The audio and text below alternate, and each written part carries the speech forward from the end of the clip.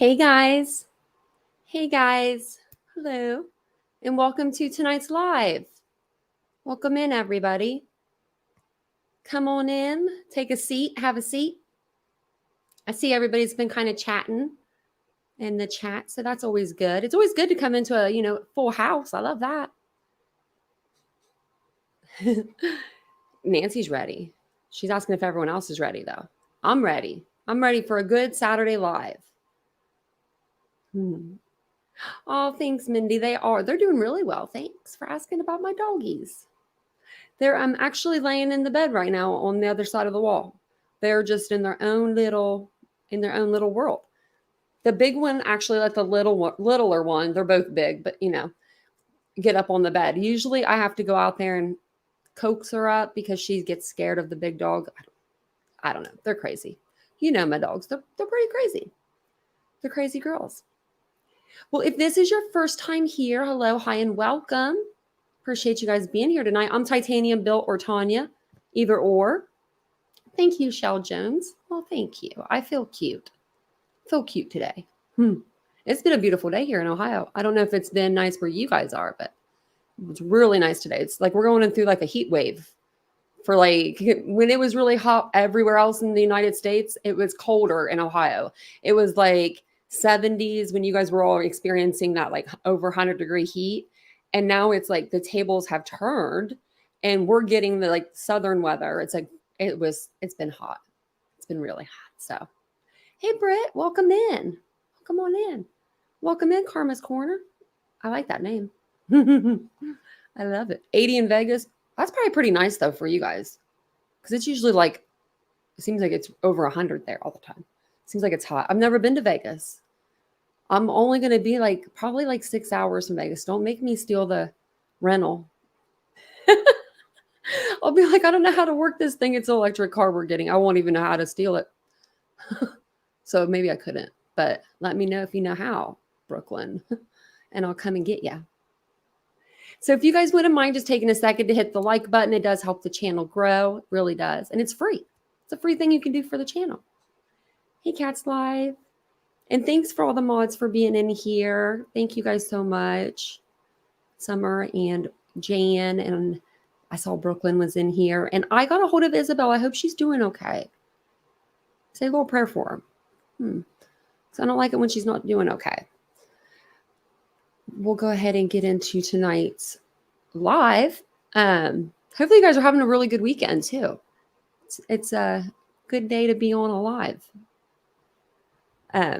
If you're, like I said, if you're new to the channel, hi and welcome. And if you're a returning Titan, welcome on back, guys. I love that you guys come back every night because I'm always here. I'll be on. I was on a little bit later tonight. Sometimes on Saturdays I'll go a little bit later, but usually it's always 8:15. But tonight I was a little behind. We're painting our whole house. We're actually remodeling the whole place, and while they're remodeling it, we're doing extra stuff like painting, throwing stuff away, organizing every single thing that's in this house. We've lived here for 6 years, so it's a lot. It's a lot, it seems like. And we don't have a lot, it seems like, but we do. So we'll go ahead and get into tonight's coverage. We're going to talk about Idaho this evening. I have a couple podcasts or like podcast documentary type of things I was going to show you guys. And then we could do open panel tonight. And then there was a couple smaller videos I was going to show you. So there's all kinds of stuff. Lots of work for you too, Brittany. It's going to be so much fun. It's going to be nice. We're going to have a whole new place. And we're going on vacation too. So that's another thing. So I have like a vacation tote here because I have stuff coming in the mail for vacation that I don't want to like use before then. We've got totes everywhere. And so if I'm a little off my game, that's why, because I don't like anything around me. And I'm like, oh, there's stuff around me. But it'll only be for a little while until like the middle of September. So as soon as we get back from vacation, we'll kind of have like a new apartment, which is really nice. It's really nice to do that. It's about time, These things need it. They're a little older looking. But tonight we're going to talk about Idaho 4, Bryan Kohberger in particular, but a little bit of everything actually. Let me go ahead and get down to my notes. If any of you guys have missed any of like the documents that have just come out, or the last couple court hearings, you're in luck because we're going to kind of touch on those in the beginning of this live tonight. So, oh, don't let them get painted on Nancy. I won't. I might take her with me because we're going to go to a hotel for the day while they do it. We're not, We have so many totes, PJ. I think that we spent a small fortune in totes. We have so many. It's bad. I think we have more than the store. But if you guys have missed anything that's been going on in the Idaho 4 case, with their court proceedings or, any of the motions, we're going to touch on a couple of them because a couple of them are one of them just kind of funny. I think we should touch on it.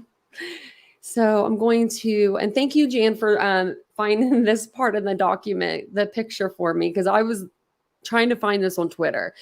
So basically in the first video I'm going to show you guys, it's going to be, it's Banfield, and she's going to talk about the picture that popped up on Twitter that was showing what I thought to believe was Bryan Kohberger's like waistline, like his belt. But let me show you the picture. Let's show you this. So this is the picture. I have it kind of like zoomed in so you can see the picture here, They're trying to get cameras banned from the courtroom based off of this picture because somebody on Twitter like cropped it and zoomed in on the picture that, one of the local, I think it was like Court TV or maybe the local paper had taken. And so Ann Taylor's peed off beyond belief. And now she wants cameras banned, which, the judge ended up saying, he wasn't going to ban them, but I think he is going to do it for certain parts of the hearings, like certain hearings, like the one, they have it where it's not available for the public. I don't think that one is going to be like filmed or anything. So Brooklyn said, I'm geeking. This is so funny. I'm just like, really? I think they were just trying to see like this belt. I don't know. What were they trying to see? Did anyone see the original post? Let me see if I can read it on here. It says, is Bryan Kohberger afraid? Oh, because his fly. Now I read it. Okay. Now I get it. I guess they were focusing on his fly. Who made this? Who did this? It says, is Bryan Kohberger afraid of heights because his fly is? It's like one of those, that's like a dad joke. That's like such a dad joke. That's such a dad joke. I didn't know I could read that little writing. So they should have prepped him better. That's Ann Taylor's fault. She's the lawyer. She does the one over before she sends them out there. And don't anyone say that wasn't her decision, like, her fault. Like she should have been looking a little up and down a little more. So I'm like, I wonder if I could even see is it down? I think it's just like a little bit, where like he needs to suck it in a little bit more. I guess that jail diet is doing okay for him. I don't know who did this. I don't know who did it, but like who noticed that? Like I didn't notice it, but then again, my eyes were up here, not down there. But it cracks me up. So of course, I already listened to the podcast and stuff. So I was looking for other videos to share with you guys tonight. And I saw that Banfield, was talking about it. So I was like, let's watch it because it'd be funny. Because she hasn't really been she hasn't been on News Nation really lately. Like she must have been on vacation for a couple weeks or something because Brian Enton was filling in a lot for her. Me and Vincent was like, did she get fired? Because we didn't see her for a while. Hey, Aries, welcome in. Brooklyn, it is funny. It made me laugh. Hey, Dreamcatcher. It made me laugh. It's still making me laugh because I'm just like, oh gosh. Everybody ripped the cameras out, got Kohberger in a bad light. I mean, we've seen the back of Bill Thompson's head. He needs a haircut too, and not a bowl cut. We've teased. Not just the defense gets teased here. We don't single people out. We tease everybody just like we would want to be teased, you know? Hey, True Crime and Other Stuff. Yes. Hey, Sally Mae. Hey, Arlene. Oh, I'm seeing everyone now. Hey, Alicia. Hey, Shell. I'm looking over and I'm like, oh gosh, I see everyone coming in.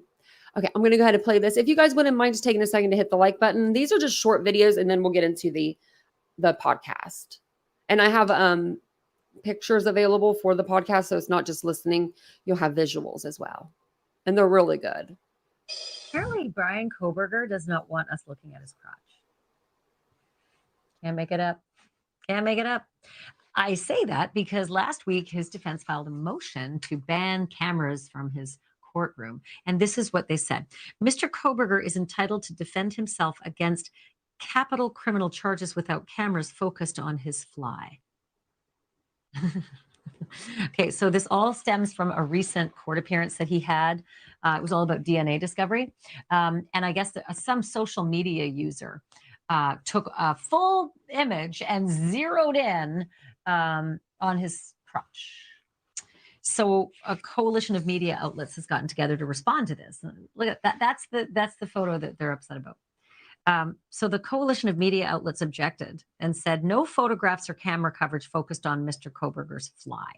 Rather, one random X user, that's the former Twitter, modified a photo showing Mr. Kohberger and a deputy entering the courtroom by cropping it to a very small size, focused on his belt and adding a reference to Mr. Kohberger's fly. So they are going to still deal with this issue. It hasn't been ruled on yet.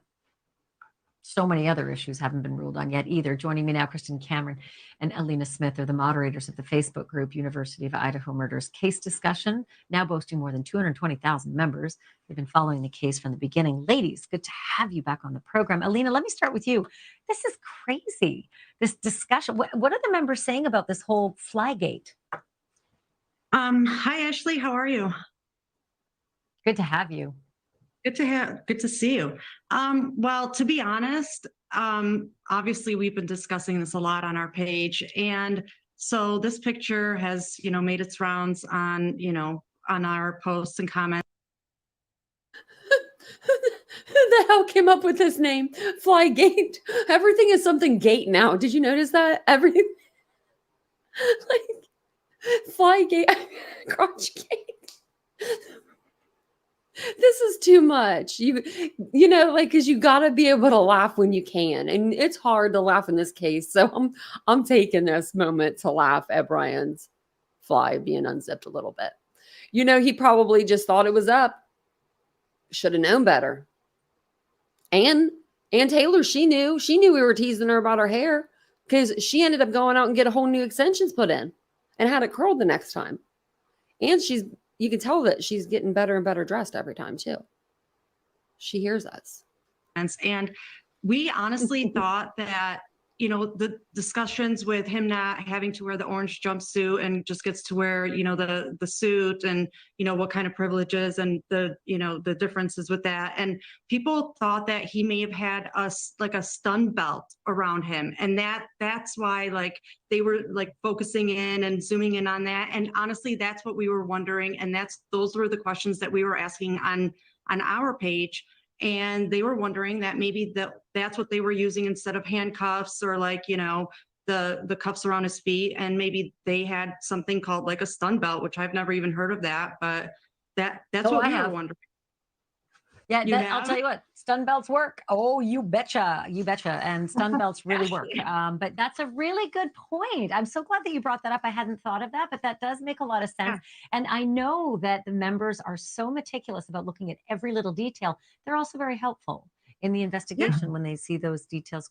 Christine, this whole business about waiving the right to the speedy trial, I think everybody was so excited for this to start in November. Was it such a deflation all of a sudden to hear that it's just not going to go as planned? Yeah, obviously we were all really disappointed, but mostly we were disappointed for the families. We were all hoping that everything would be on course for October and the victims' families would have some sort of closure. But both sides, agreed more time would be beneficial for proper preparations. But let's face it, we expected this. And we don't want to be rushing through the trial and causing any reason whatsoever for the defense to seek a new trial. Yeah, no, it makes perfect sense. Anything else, Alina, that the cyber sleuths are noticing? We're just we were disappointed about the trial. So everyone's focusing now on other things. Obviously, the Gabriela Vargas has been a huge topic on our page, the genealogy expert. That makes us talk about the DNA a lot. The timeline has become in question a lot, the difference between the 3 and 4 a.m. difference when that was the first timeline that the law enforcement gave us, and then changed it to the 4 to 5 a.m. timeline. So they're just picking that apart, which, obviously it's just, there's nothing there to pick apart, but, they're just finding Well, the I'll DoorDash tell you what. is being caught up, everything. I have a just feeling there's going to be some robust discussion when they have Yeah. this hearing over the cameras in the courtroom. That's Oh, gonna be a big deal. absolutely. Christine, Cameron, Absolutely. Alina For Smith, sure. love having you on. Thank you both. It's good to see you, and we'll see you soon. Nice to see you Thanks, too. Ashley. Thanks for having me. Thank you for watching. Go to Sorry, I didn't mean to. I hate when they do that at the end. It's so loud. Thank you for watching. It scares me. That actually leads me into the next thing that I wanted to show you. So they're not going to, they already went to court or they're going to court for the cameras. They were going to go on September 1st, but they did a Zoom. And now they go back, I think it's like the 18th. Was it? I'm looking at the wrong paper. I needed to print that out last night. When we were going through those documents, I forgot to print that document out. I like to have it just because I like to have it like right there so I can know all the dates without having to look at the documents. But I wanted to show you that just in case anybody had missed Flygate, Crotchgate, whatever they're calling it. I didn't even know it had multiple names, but we're here for it, I guess. Apparently, every inmate or everybody that's in jail that is on trial for murder, they are photographed either getting out of the vehicle, into the vehicle, in the courtroom, out of the courtroom. But Kohberger, nope, don't, no flash photography, no pictures, don't look at him. I don't get it. I wish that because even, like Lori Vallow, look at her, same state, Idaho. They had cameras out of the courtroom. We still got pictures of her going into the courtroom every day. And we got pictures whenever they were like the sketch artist. And then I think whenever they allowed cameras in, then we could actually see her. But we were getting sketches of her. We were getting pictures of her coming in. I just don't get it. I don't get why he's wearing a suit, so he's not like he's looking like an inmate. He's not wearing handcuffs, so it's not like he's looking like an inmate. It's just something I don't get, So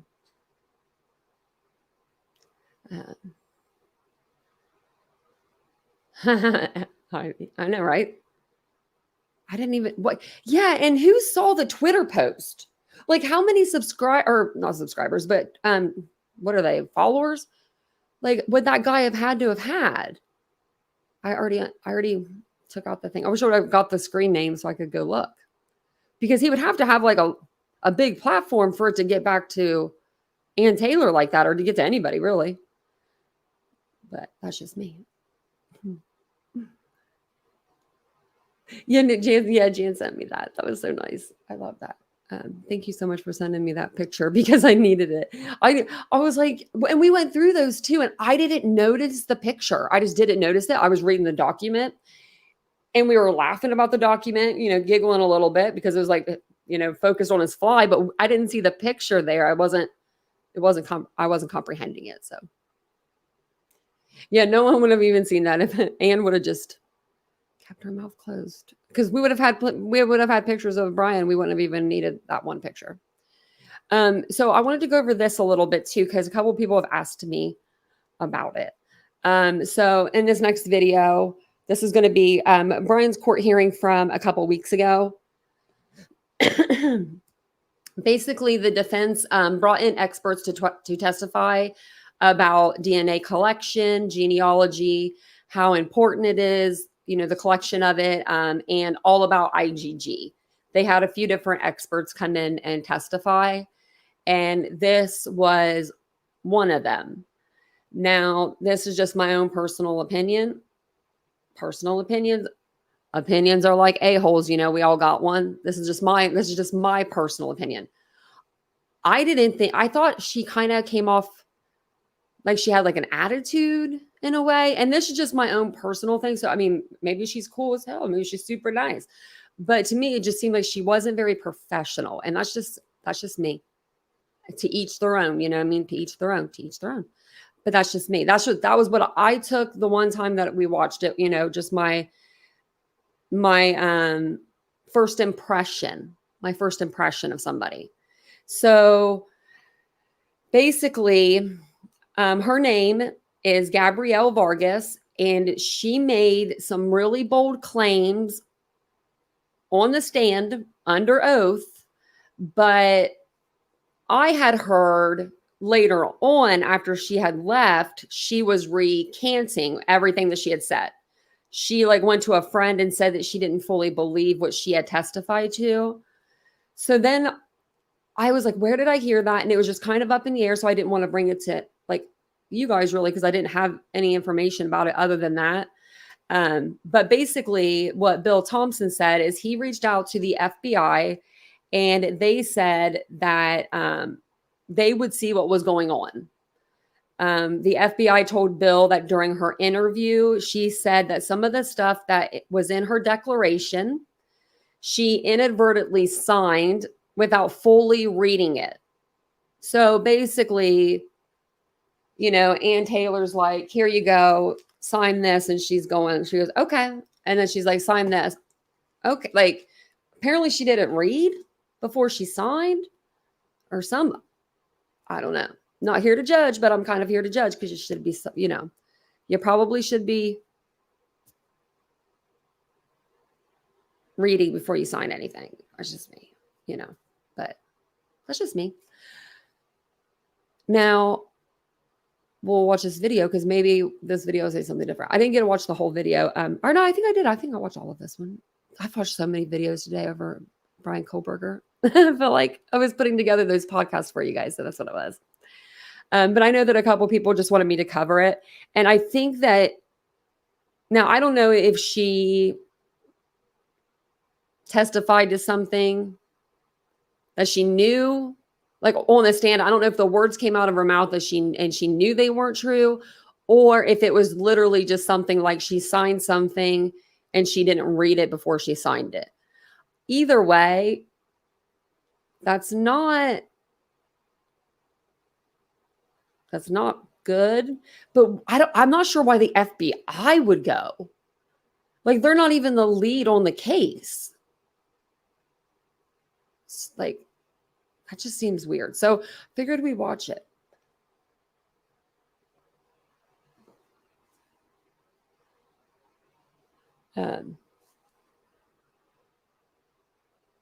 Yeah, yep, she did.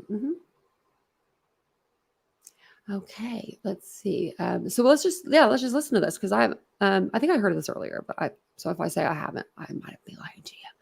And I think it gives a little bit of her testimony on there. There are a lot of tools that are available in GEDmatch. These tools allow you to make comparisons of two or more people and how they relate to each other and share DNA. A genetic genealogy expert for accused murderer Bryan Kohberger claims she received a visit from the FBI after testifying in court for him.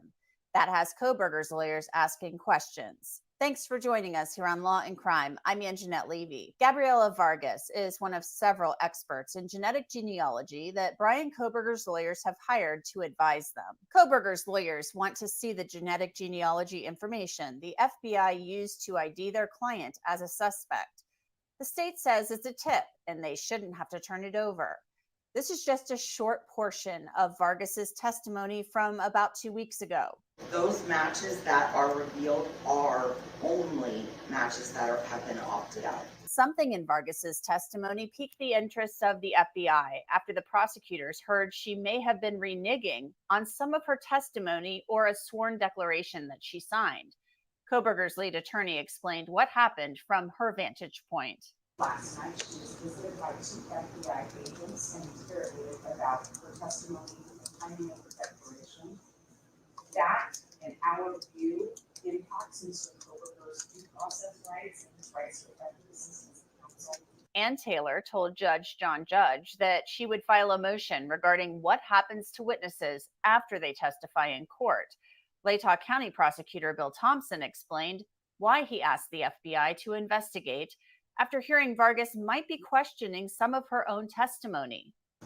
When we heard of that, I reached out to investigators and said, can we find out what's going on? And the FBI indeed undertook an investigation. And preliminary reports are that Ms. Vargas claims that some of what was in her declaration, she inadvertently agreed to or signed without fully reading it. We're documenting that so we can expose it to Ms. Taylor. Now Thompson has told the court he will not cross-examine the witnesses that Taylor called to testify about genetic genealogy. But there are questions about whether the FBI agents visiting Vargas was proper. I spoke with former FBI agent Tracy Walder about it. Well, it's not something I typically hear about FBI agents going in and visiting a witness after that they have delivered testimony. However, I think a lot of that lies with perception, right? How Mrs. Vargas felt during that discussion. And I would hope that copious amounts of notes were being taken. And I would hope that the FBI has a very good reason. But the interesting thing that I see here is the FBI is not the dominant investigatory team in the Kohberger case. So I'm surprised that they were the ones that followed up with this, but it could be simply because she's in a different location and it's easier. Bill Thompson said this was about information he received after the hearing, but prosecutors had reserved the right to cross-examine some of the witnesses at a later date. Now they say, as I mentioned, that they are not going to do so, which also struck Tracy Walder as odd. Look, she is well respected in her field. Certainly she's testified at trials before, but if you have 2 agents showing up at your front door, I think anyone is going to have a defensive reaction to that, right? Because they're not there for good news typically. And so I do think it would have been much better had Ann Taylor had someone from the defense team accompanying her to a local FBI office for this interview to take place, because I think that just would have been much more comfortable all around versus someone basically surprising you in your home. And there's a reason that we do that, right? Is to catch people off of their guard. And so I think that might be some of the issue at play here. And I hate to go back to perception because it's so nebulous, but I think that's part of the problem. FBI agents do not typically record interviews or wear body-worn cameras. It's not clear whether that happened in this case or whether the agents simply took notes about the meeting with Vargas. The prosecution has filed information related to that under seal with the court, so the public cannot see it. Bryan Kohberger has pleaded not guilty to the murders of Maddie Mogen, Kaylee Gonsalves, Ethan Chapin, and Xana Kernodle last November. A trial date has not yet been set. Kohberger remains in the Latah County Jail, where he is held without bail. His attorneys are asking the court to dismiss the indictment charging him with murder. They also plan to ask the judge to strike the death penalty from the case. For Law and Crime, I'm Anjanette Levy.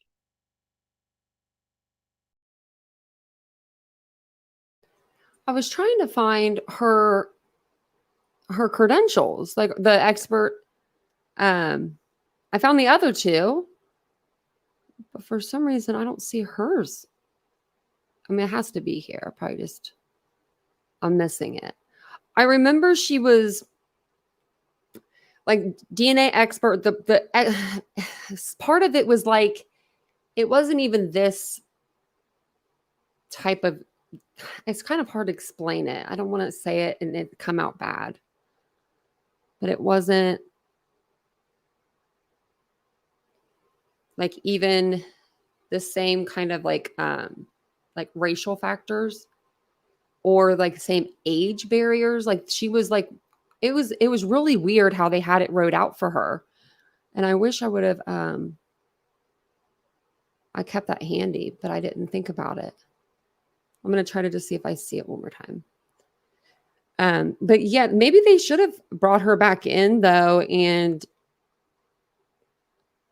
maybe, had her testify, but I know that she came in as a surprise, kind of like a last minute deal.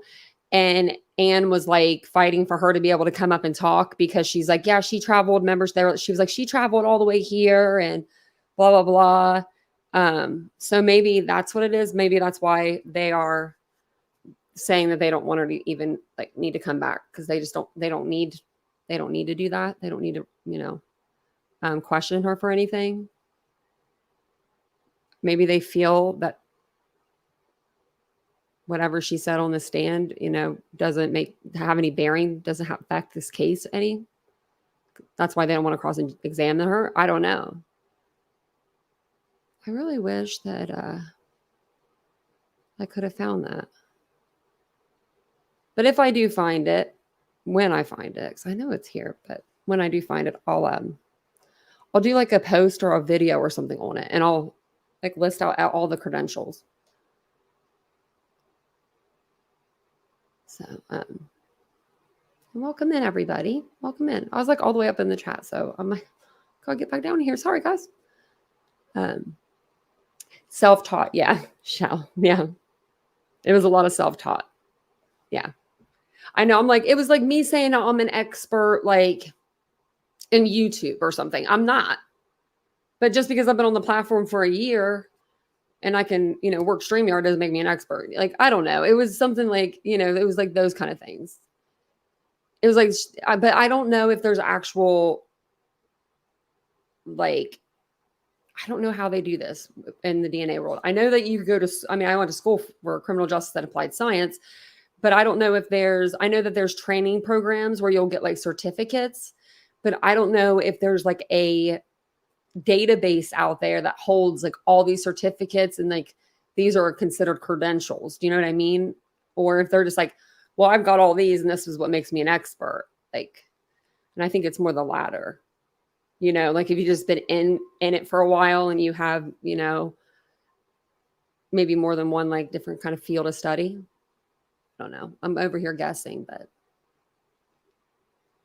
the only thing she said of any consequences is the loopholes she knows of. Yeah, and uses. Doesn't even mean the FBI knew or used that loophole. That's very true, Jay. And like and I know that they're so like determined they're not even going to use the IgG information, or the the genealogy information and stuff like that. But I wish there was a way that they didn't have to extract and like pull that information out whenever they got the the suspect or the link to the suspect. I wish that there was a way to have a little bit of better system, and maybe they'll make a better system. But you can't start with this case and implement a new system. Like, oh no, you guys collected that all wrong because you guys been doing what everyone else has been doing for so long, but you're going to be the ones that are going to get in trouble for it. I feel like they need to set this after this case. This can't be the first. This is too big, too high profile for them to be, I feel like, implementing new things like that. Like genealogy isn't new. It's just the way that they, have to use it in the court system, I guess, is a little bit newer because they didn't have DNA and genealogy, years ago. So, but that's something they need to fix. So. Thank you, Jan. I still have this up too. I wonder if I can find it. I'll have to read it while we're watching you said 8:17? Man, how you're fast. Is it the filing declaration? It just didn't have her name. Yep, just didn't have her name. The other ones had their names. Dagnabbit. Well, this is just for hold on. This is for the declaration. So let me see what else is beside it. That's probably around the same date. Let's see. I only see the one, but I don't see her thing. So I'll go through and look at them too. And I'll go ahead and I'll put the podcast up. There's a couple. So I was going to see where we are after the first one. the second one is like a bonus episode. So I had to sign up for their little thing, and I was like, okay, you got me. So someone remind me to cancel this. I always forget to cancel things. That's my problem. And then I have them for years before I cancel. Hey, Steve, welcome in. Maybe so, but I still prefer a piece of paper on wall with degree. Me too, Shell. I like my paper. I like my paper degrees. Let's see here. So get back over here. And I do have some pictures to like pull up with the podcast. So the first one that we're going to watch, it's cracks in the narrative. And it says, police have arrested the University of Idaho killer, but how concrete is the case against Bryan Kohberger? Are investigators overlooking information that could prove Kohberger's innocence? So these are both really good. I listened to both of them, so we'll just see where we're at after the first one. And yeah. Oh, I always forget my picture's not on there. Reminder to tell TV to cancel. I know, I'm so bad. For some reason, I'm only, Jan. Thanks, Jan. Jan's like, just scroll down, Tanya.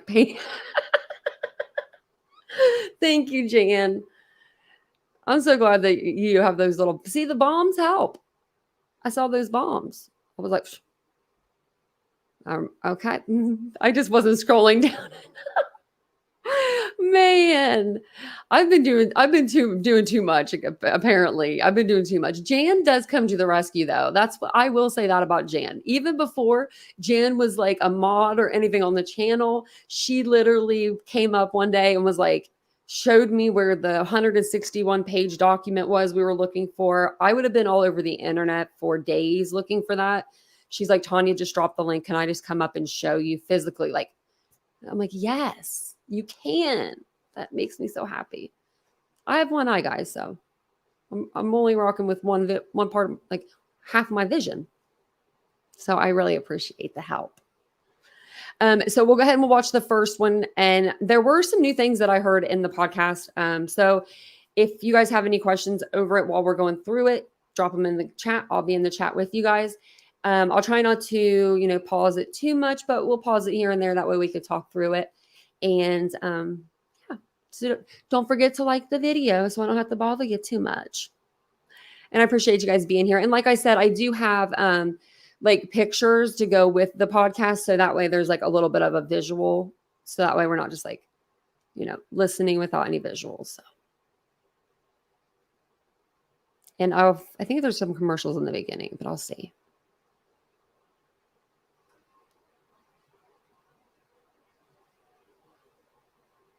Probably should have refreshed. College football fans draft. Sick of paying $100 with the all-electric Ioniq 562-314-4603 for Those and iHeartRadio. Episode. Okay. And I don't have control over the volume, so I'll try not to yell at you guys when I turn it down. I don't want to like make anybody jump. So.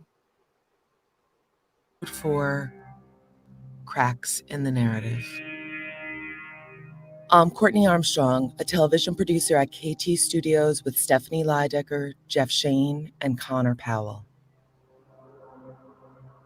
After being arrested in Pennsylvania and extradited, 28-year-old Bryan Kohberger is in prison awaiting trial for the murders of 4 University of Idaho students. 6 months after police say the former PhD criminology student committed the brutal murders, Kohberger appeared in an Idaho courtroom. The families of several of the victims watched the arraignment hearing from the gallery. After a brief glance toward the families, Kohberger kept his head and eyes looking forward. Okay, we are now on the record in State of Idaho versus Bryan C. Kohberger. With his feet shackled and wearing an orange prison outfit, Kohberger listened as the judge read the charges against him and explained that a conviction carried a penalty of life in prison or death. Ms. Taylor, is Mr. Kohberger prepared to plead to these charges? When the judge asked Kohberger's attorney if he was ready to enter a plea of guilty or not guilty, attorney Ann Taylor declined. Your Honor, we will stand aside. The judge then entered a plea on behalf of Bryan Kohberger. Because Mr. Kohberger is standing silent, I'm going to enter not guilty pleas on each charge. The judge then set a trial date for October 2nd. Bryan was very shocked by his arrest. While investigators believe they have their man, the case against Bryan Kohberger is far from airtight. Eager to be exonerated was the language he used as he was asserting innocence. It's important to note that Bryan Kohberger has not been found guilty of any crimes. Monroe County Public Defender Jason Labar represented Kohberger in Pennsylvania after his arrest. Labar is no longer working for Kohberger, but has been a regular on TV and in the media, pushing back on the official police narrative. It's a strong circumstantial case, but the evidence, when it's viewed individually, you can attack that evidence as a defense attorney. Here's Stephanie and Jeff. So at this point, officials are in the very early stages of laying out their case against the alleged killer, Bryan Kohberger. Yeah, all that's been released is this 19-page probable cause affidavit. A probable cause affidavit is a summary of the evidence and circumstances of the arrest. It's usually written by the arresting officer and given to a judge for review. And within these 19 pages, we learned a lot about the night of the massacre and how police zeroed in on Kohberger specifically. A lot of the evidence at this stage is merely circumstantial. Now, for listeners who don't know or need a reminder, circumstantial evidence is evidence of facts that the court can draw conclusions from. So in this case, the fact that we know Kohberger's cell phone pinged off of towers near the scene of the crime points to the idea that he may have been around the area when these murders were committed. And when you put all of that together, it paints a pretty damning picture, but it's not direct evidence like DNA or being in possession of the murder weapon. We need to remember that everyone is presumed innocent until proven guilty. And as Kohberger's first attorney pointed out, the best way for any defense to attack the prosecution is to remind the jury that everything the prosecution has is circumstantial. Because at the end of the day, all the defense needs to do is find one jury member who has doubts about the case. And it's also important to note that likely investigators have more evidence than they're sharing at this point. In the immediate aftermath of the brutal murders, Moscow police said the two surviving roommates, Dylan Mortensen and Bethany Funk, were home during the murders, but they did not wake up until later in the morning. That information was part of every timeline until December 20th, when Moscow PD removed it. 10 days later, when Bryan Kohberger was arrested, police stated in the probable cause affidavit that Dylan was not only awake, but had seen the attacker. This time, she saw a dark figure standing there in black clothing, wearing a mask that covered that person's mouth. She remembered that person being about 5'10", not very muscular, but with an athletic build. She also remembered seeing bushy eyebrows. Here again, Jeff and Stephanie. Regardless of what Dylan may or may not have seen, she and Bethany are both victims in all of this. They lived through a serious trauma, they lost their friends, and have been skewered by the media. It's just not right. The prosecution may be sympathetic to that, but they also have a case to close, and Dylan is the big star witness. And the question is, though, is she a reliable one? Terrified, she remained frozen in place as the suspect walked past her and left out the sliding glass door behind her. There are some things we know based on the probable cause affidavit. We know that Dylan was, quote unquote, frozen in fear, that she heard some sort of cries from her roommates, and she saw a masked man who was slender but not muscular with bushy eyebrows. Dylan's description definitely offers something, but again, it doesn't really link Bryan Kohberger to the murders. Not very muscular, having bushy eyebrows. That could describe a lot of people. She also made no mention of skin color or hair color. While at first the information Dylan provided seemed to point the finger at Kohberger, upon closer look, it actually might be more helpful for the defense because this vague description could cause reasonable doubt amongst jury members. Detectives announced that they are interested in talking to the person or people in a white 2011 to 2013 Hyundai Elantra. The first piece of evidence that appears to connect Bryan Kohberger to the crime is his white Hyundai Elantra. It may be a big break in the case, a grainy image of a speeding car that could be the white Hyundai Elantra police are looking for. According to the probable cause affidavit, multiple security cameras caught a white Elantra driving past the home on King Road within minutes around the murders. Kohberger's first defense attorney, Jason Labar, points out that white Elantras are common cars, and Kohberger is just one of many owners of the four-door sedan. The white Elantra can't be determined to be his white Elantra. I mean, there's circumstantial evidence indicating that it could potentially be his white Elantra, but there's certainly not direct evidence. Again, Jeff and Stephanie. We know that within days of the murders, police told the wider community to be on the lookout for a white Hyundai Elantra. As a result, the officer at WSU found this exact type of car registered to Bryan Kohberger. Police also checked his records and noted that Kohberger had changed his registration from Pennsylvania to Washington State on November 18th, which was just days after the murder. They don't have direct evidence that he's driving the white Elantra. Here's the problem. Police haven't provided any evidence that Kohberger was actually driving the car speeding past the house on King Road. As of this moment, there's no highway or red light camera photos. Nothing. That we know of. And keep in mind, at this point, we may not have all the information that the police does. That's true. And we also don't know what they found in the car. According to experts we talked to, if this was Kohberger's car and he really did kill 4 people and then get in and drive away, it's likely that no matter how well he scrubbed and cleaned, there would be some sort of DNA evidence in that car from the night in question. And I think it's worth noting that DNA can take weeks to process.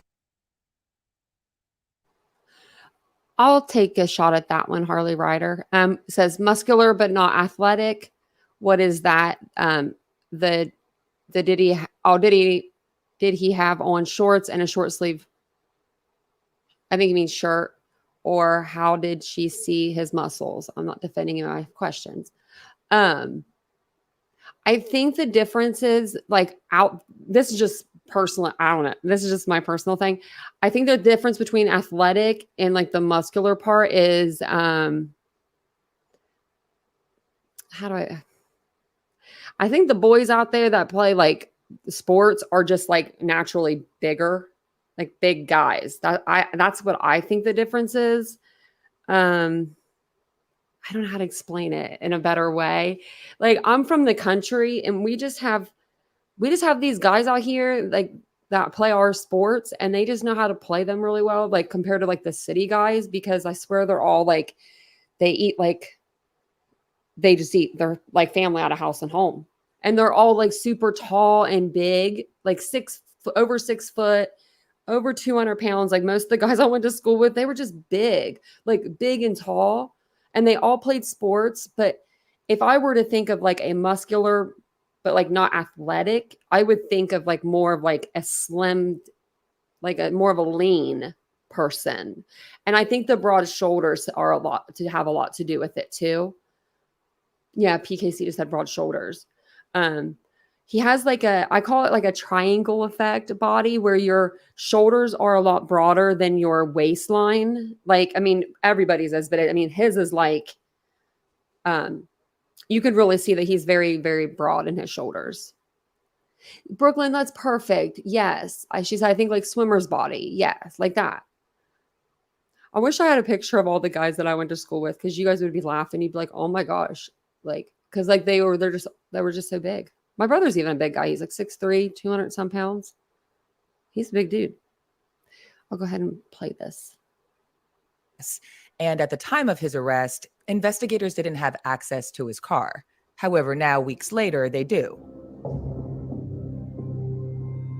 A key part of the prosecution of Bryan Kohberger will be putting him at the scene of the crime. Police also need to place Bryan Kohberger behind the wheel of the suspected vehicle. In the probable cause affidavit, investigators rely on historical cell site data to make this connection. Here again, Jeff and Stephanie. So in an effort to track Kohberger, police really had to rely on cell phone towers and to see where Kohberger's cell phone was pinging from.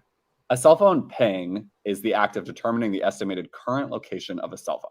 This may be accomplished via GPS data or by using cell phone tower triangulation, which, as we know in this case, is what they used. Police were able to get a search warrant for Kohberger's cell phone records because he had been pulled over for a traffic violation prior, and he gave police his cell phone number. Upon reviewing the records, police determined that Kohberger's phone was connecting to towers in Moscow around that time, and that his movements were very similar to what the alleged killer was doing at that time. And so I think what we surmise from this is that we are all glued to our phones. Here's mine in my hand right now. So it stands to reason that if Kohberger was in the car that night, so was his phone. However, it should be noted that locating a mobile phone based on a single cell phone tower places the phone in a broad area, but it cannot actually pinpoint the exact location. So it's not like this is 100% reliable science. Cell phones are intimate devices. Their data knows a lot about us. If Kohberger's phone was in his car, then he was likely in his car.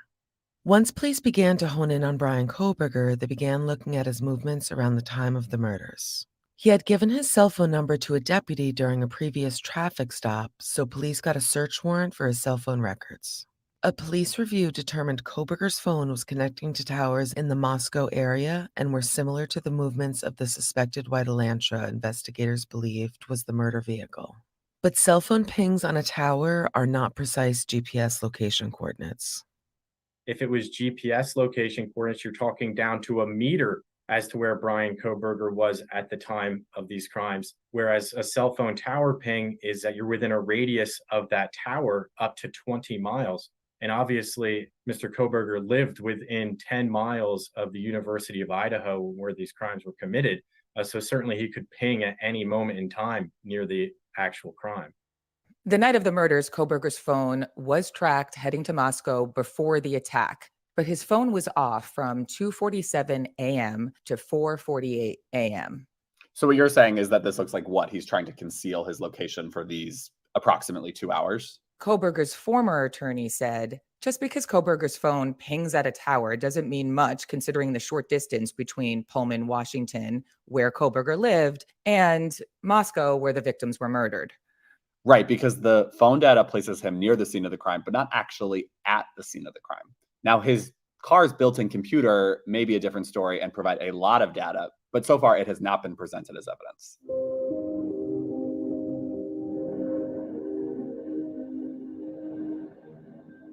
When investigators began combing through the crime scene, they found a tan leather knife sheath underneath Madison's body and the comforter.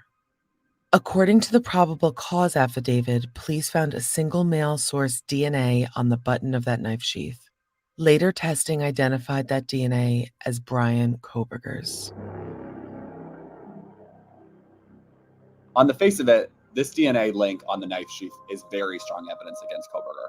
But upon closer inspection, the existence of DNA on the sheath doesn't actually mean Kohberger was there the night of the murders. All it really means is that at some point he came into contact with the knife sheath.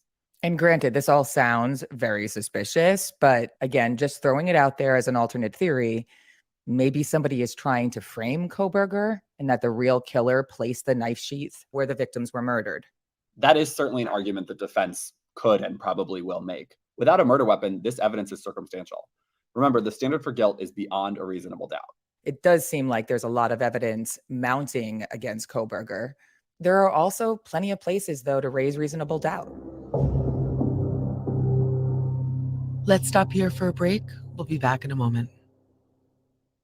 College football fans, are you ready for week 1? DraftKings Sportsbook is hooking you up now.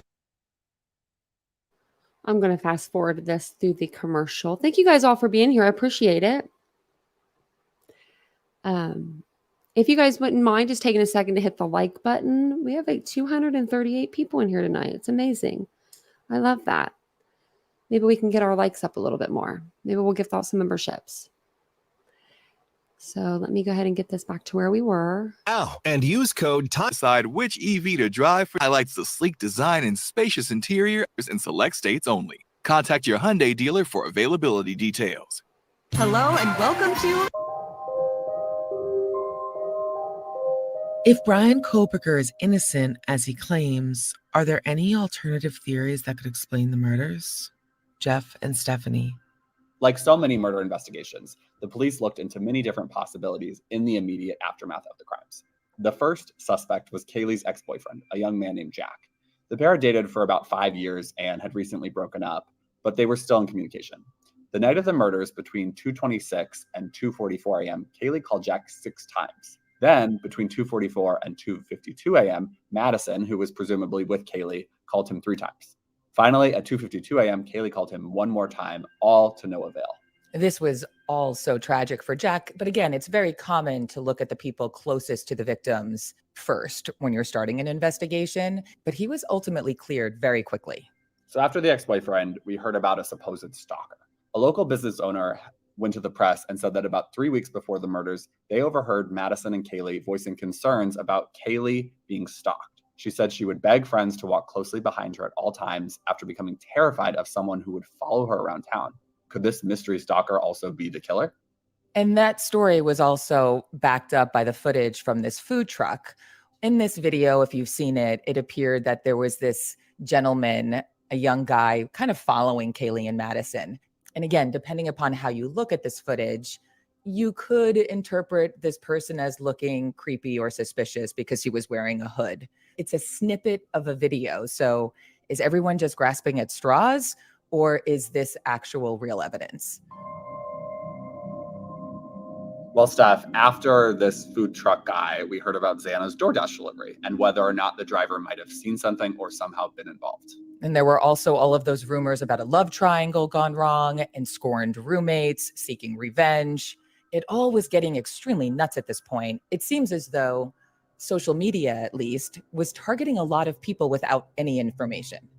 And it's safe to assume that investigators checked out all these possibilities and people, and they were all cleared or never even considered suspects in the first place. But unfortunately, with a case like this, it doesn't really mean much for these innocent men and women because they were not free from online abuse and the court of public opinion.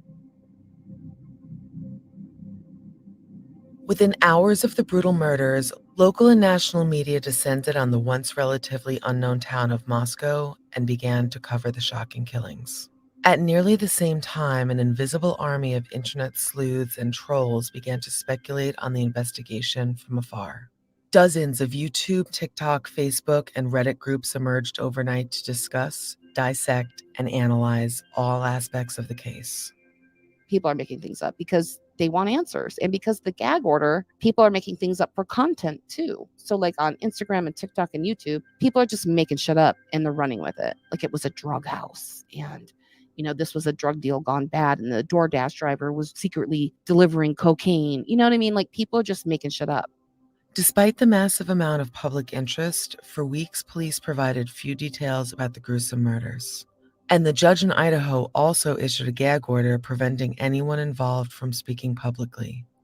The internet, often recklessly, jumped in to fill the void. The baseless speculation and misinformation came with grim consequences for real innocent people. Just know, I'm not the only one who suspects Rebecca Schofield. A TikTok psychic accused Rebecca Schofield, an associate professor at the university, of being in a lover's triangle and orchestrating the murders. If anyone would have been considered a person of interest and would have had a motive, it would have been Jack. At the same time, a YouTuber accused Kaylee's ex-boyfriend Jack Decor of the killings, suggesting their recent breakup after 5 years of dating as a cause for the crime. When you talk about like Reddit, because there's so many subreddits dedicated to this case. There's Idaho 4, there's Moscow Murders, there's Bryan Kohberger Moscow Murders. There's so many different subreddits dedicated to this case that have, hundreds of thousands of posts discussing everything under the sun. And because there's no real moderation, on those subreddits, there's all kinds of speculation. The moderation on some of the subreddits could use a little work. People are posting, they're making things up.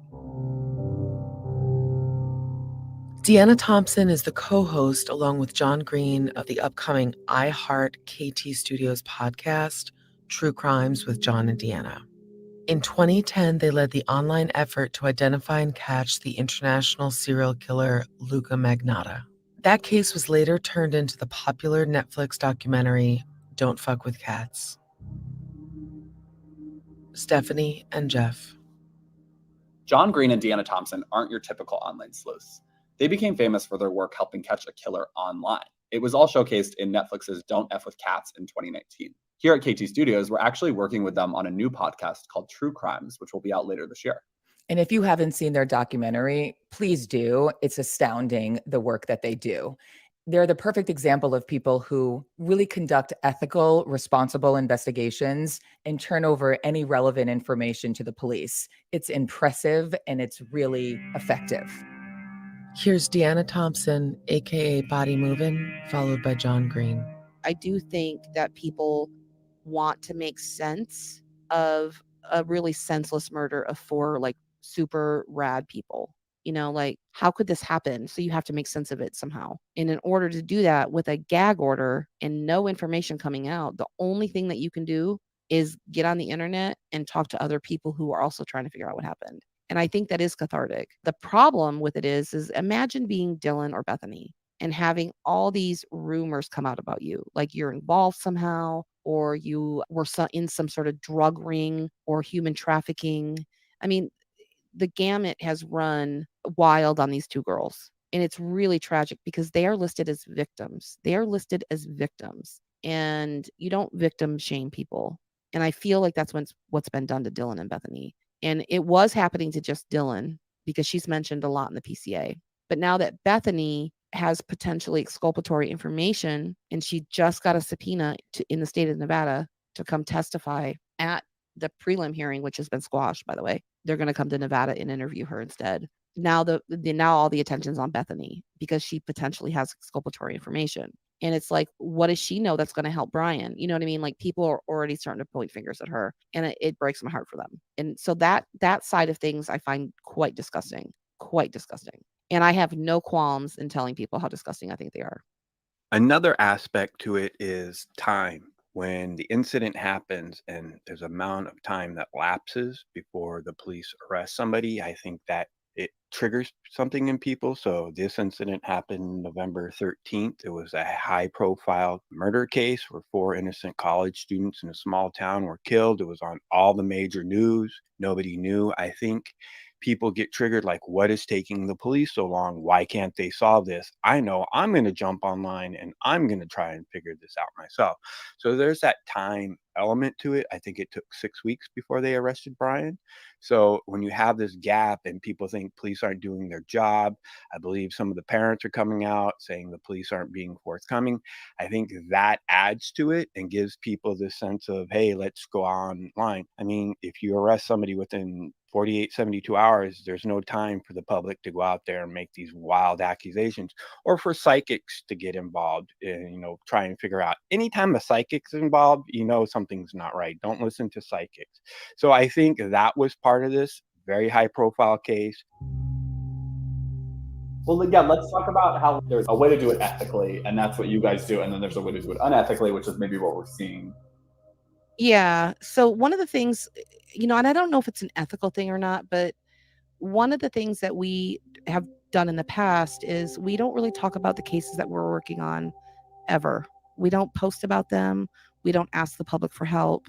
We don't, and if we do, it's very sneaky, and it doesn't give anything away. We don't make videos about them. We don't do anything in it. And it's specifically because we don't want the suspect to know that we're looking at them, number one, because sometimes I feel like there's a new case right now, and I feel like me even acknowledging that I know about it gives the person that did it like a little bit of a rush, like, ooh, Body Moving's looking at me. You know what I mean? Like, ooh, I put this cat in a blender, and maybe I'll maybe Body Moving and John Green will look at my case. Like, I don't want to give them any attention. So I don't want the suspect to know that I have the specific evidence, i.e. the Puma, which we talk about a lot in the podcast. I don't want the suspect to even know that him and I are working on it, because I think that will give them some sort of ego boost that these Netflix people are looking at me, get them happy. If there is in the case of, I don't know if you're understanding what's going on, but in the podcast, they're upset because of other people shaming these victims. So I'm not sure why you want me to turn it off and why everyone's screaming victim shaming.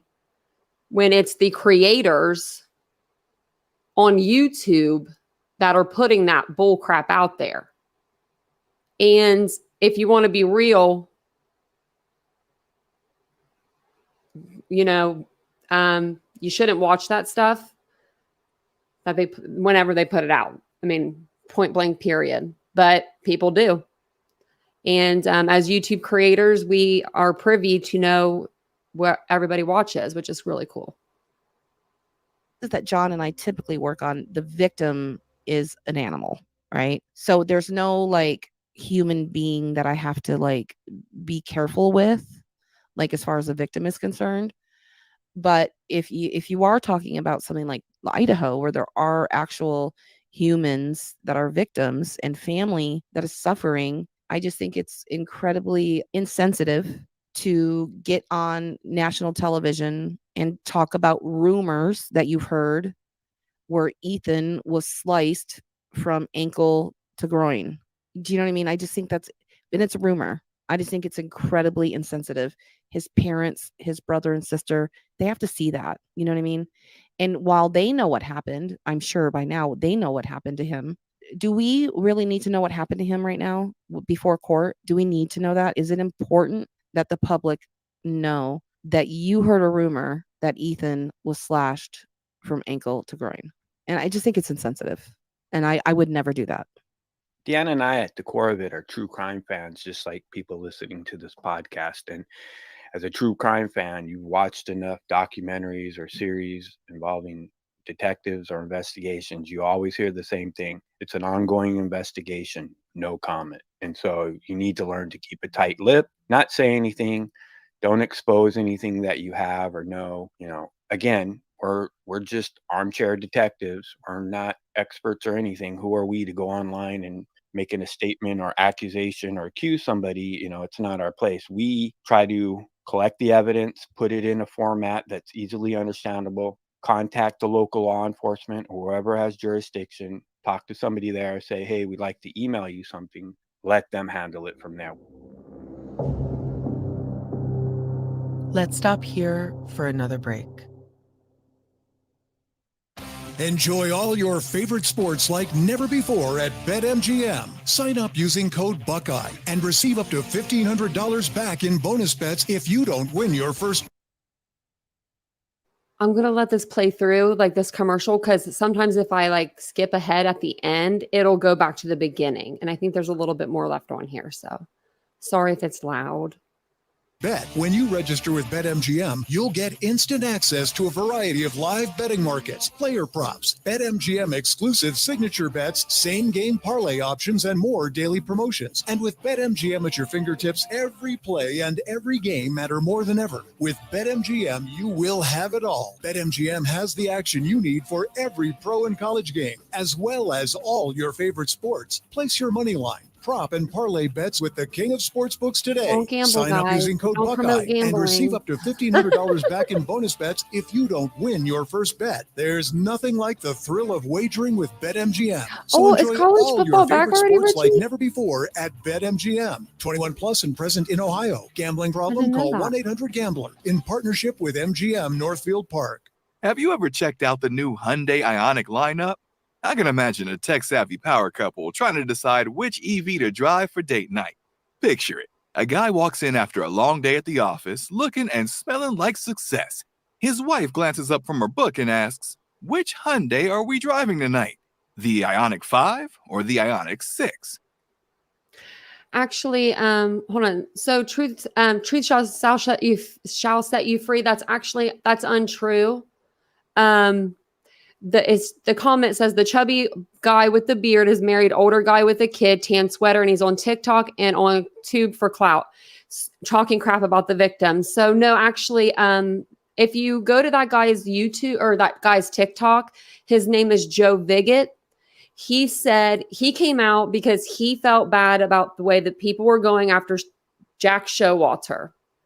And he said that people shouldn't go after Jack Showalter like that because he believed that he was a good guy and he had nothing to do with this. So he said on his TikTok, he has a kid. He said, when there is a person in custody when there is somebody arrested, I will take down my videos that I posted on this case. There was 3 videos he posted. As soon as Bryan Kohberger was arrested, we went over to his page because I was like, oh, let's see if he's going to be a man of his word, and take the videos down. And I assure you, those videos were down as soon as Bryan Kohberger was arrested. So that is one thing that I do remember. And I probably actually could look him up on TikTok because I don't get on there very often. I think it'll come back up in my search bar because I'm never on there. And I could double check to make sure that they're still off of there. Photos to help zero in on the movements of Gabby Petito before and after she disappeared. Here is Adam Wandit, a digital forensic expert and professor at John Jay College of Criminal Justice. He points out that her case isn't really one of online sleuths breaking the case open, but more an example of the widespread availability of videos aiding law enforcement.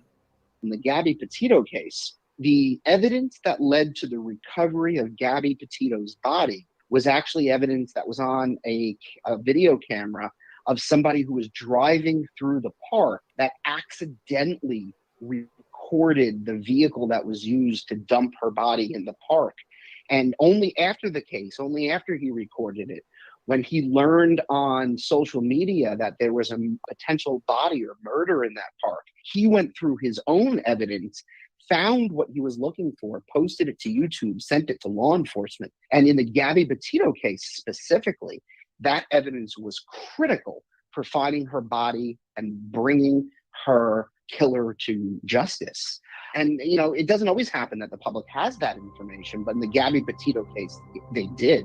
But that is certainly, the rare exception. When internet sleuths have inserted themselves into active cases, it hasn't always gone well. In 2013, thousands of online amateur detectives rushed to identify the individuals they believed carried out the Boston Marathon bombing. They were wrong and misidentified several innocent people. With thousands of online sleuths and commentators posting about the Idaho murders, some have stuck out. A user who goes by Papa Roger was a prolific contributor on the site, with many creepy and insensitive posts. The prolific poster appeared to have knowledge of the facts of the case before information was officially released. At the same time, Papa Rogers also made claims that turned out to be wrong, like suggesting that the white Elantra was a, quote, red herring. Many have speculated that the poster Papa Rogers was in fact Bryan Kohberger. Stephanie and Jeff. Papa Rogers was a member of the University of Idaho murders case discussion, which was basically a Facebook group.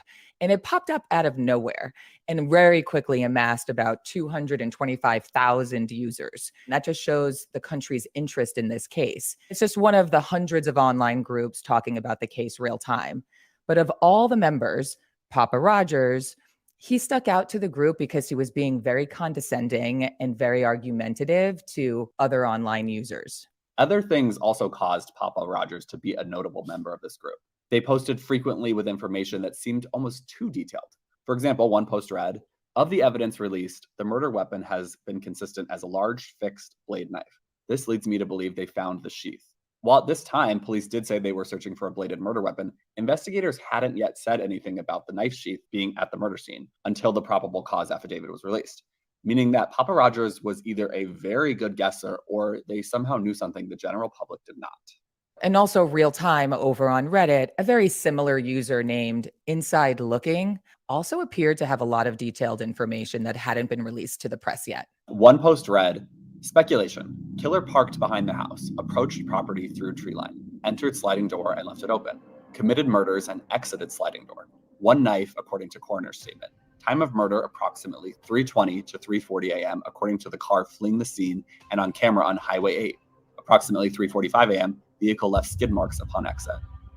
The detailed post really creeped out the Reddit posters. And there was this one person I recall saying, quote, "Dude, this guy is solving his own crime. Psycho," end quote. really implying that it's possible that the killer has now joined this group to really better understand the chatter happening around the crime. Interestingly, or coincidentally, Papa Rogers was later kicked out of the group discussion and seemingly disappeared just before Kohberger was arrested.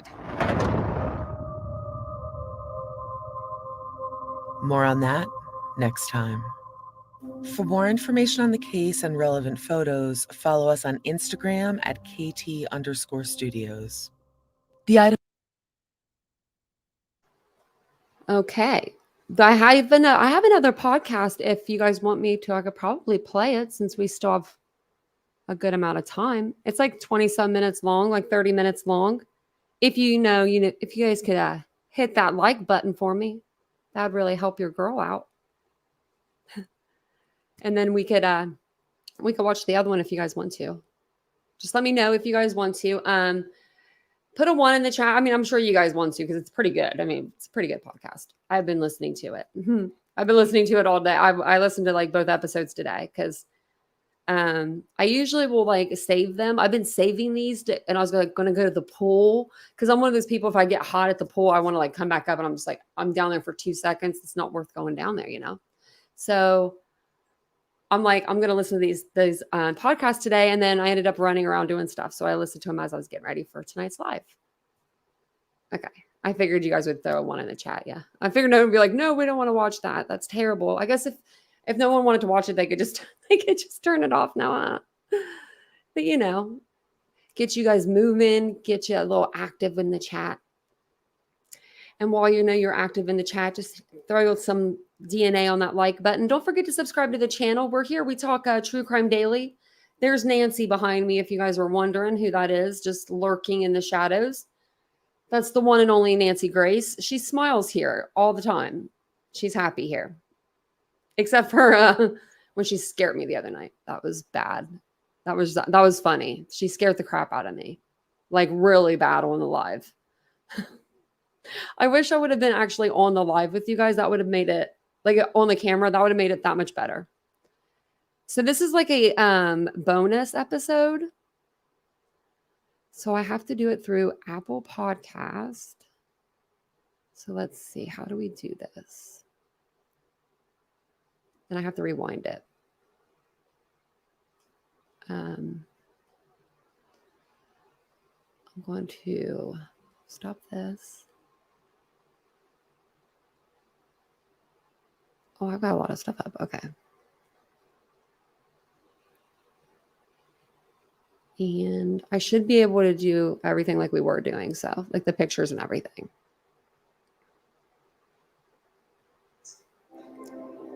Okay. Oopsie. Okay. It looks like it's all the way at the beginning.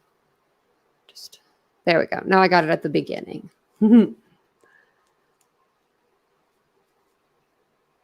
Really, Shao? Oh, maybe if that's the case, go out. Like if you back out of the chat and then you go back into the chat, the number sometimes it'll go up on the likes. I noticed that because sometimes my likes are just crazy. Something's been going on with YouTube, and we have pictures, screenshots. Summer sent me a screenshot one night, and how many likes did we have? Like the first one was like 250 before I even came into the live. But then the second time I did it, it was like 1.5K likes, and I wasn't even on the live yet. And I'm like, what? It was crazy how YouTube is being weird like that. They're just being very weird. But if you exit out and then you come back in, it'll refresh for you. And if your chat ever messes up, you guys can do that as well. So this one is going to be about the days after the homicides. And it says here, Latah County prosecutors claim Bryan Kohberger attempted to conceal his movements in the hours around the gruesome University of Idaho murders. What exactly did he do in the hours and days after the crime? And what did he do in the days before? So basically, they're just kind of talk about, before the crime happened. Like they're going to go talk about his cell phone being turned off, his movements the night of the crimes, going to and from, turning his phone off. On the way there and then turning it back on the way home. So yeah, 2.5K before the live. I was like, whoa, what? I was like, we don't have that many people even then they're waiting. That was a trick. YouTube tricked us. Okay, so I'll go ahead and play this. I think it's right on the podcast too.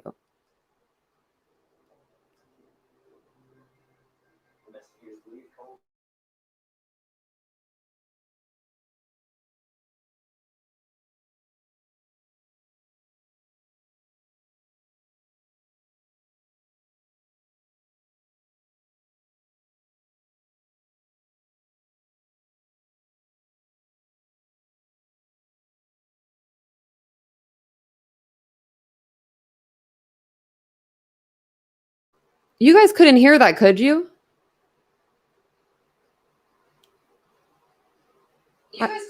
See, I'm about to, I have this up. I have my iPad up because I couldn't hear it. Let me see. That's so weird. Is it because I have...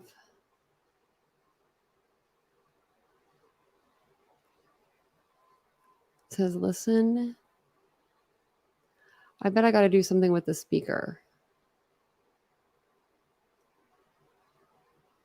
Is it because it's coming through my MacBook?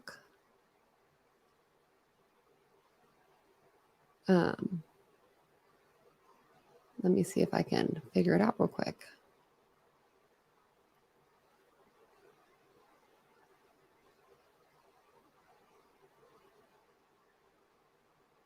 I don't know. I don't know why I won't play from this screen. That's, oopsie, that's what's affecting it, I think. But I'm going to figure it out. Maybe if we go, what's this?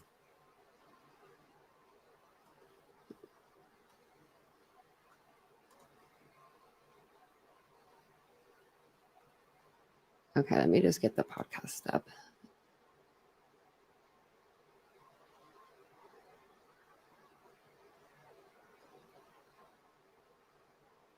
Okay. I'm trying to, I downloaded it. I'm just trying to see if I can find it.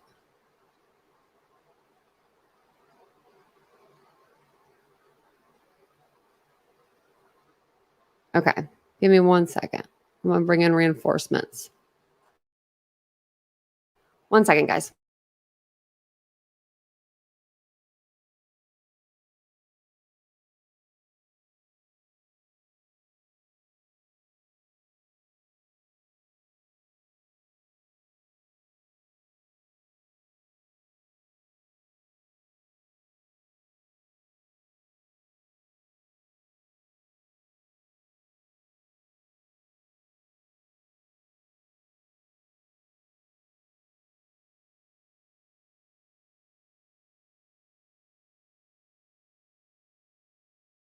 Okay, I think that what it is like whenever I'm sharing it, I have to leave it up and like I won't be able to share the pictures part. So that's the only part that kind of stinks, but we'll be able to listen to it still. But I'm going to play it and make sure that it plays for you guys before, you know, I go completely off the screen. Let me see.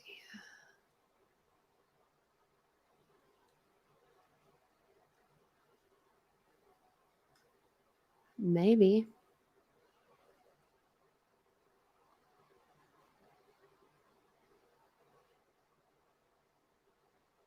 Sorry, I just have to get it pulled back up.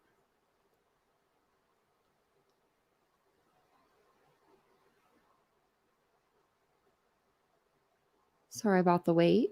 Okay. We'll go back to the beginning.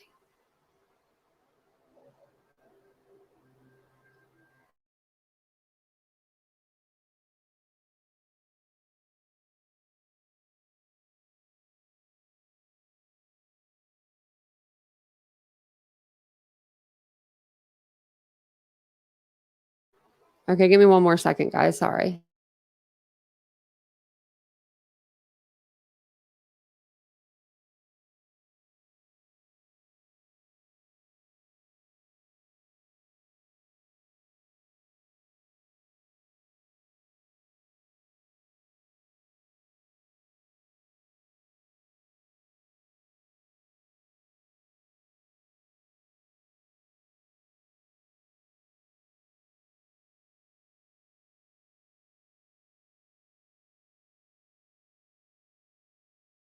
I really don't know how to figure this out.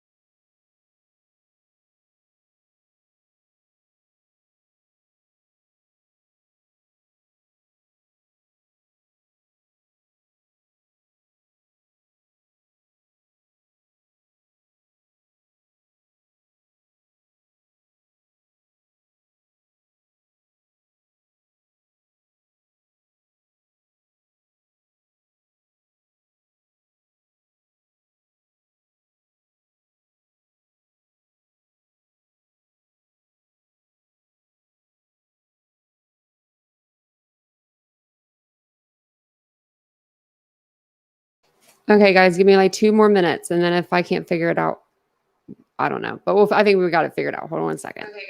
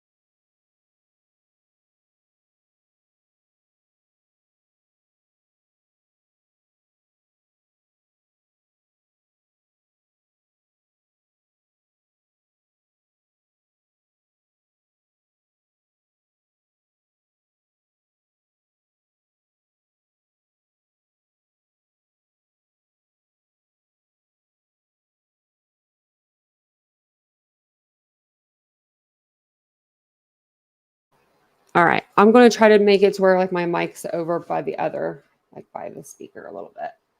And then we'll see if you guys can hear that okay. Sorry about that. I don't know why that's just really weird. I even like got the subscription that way it would make it better.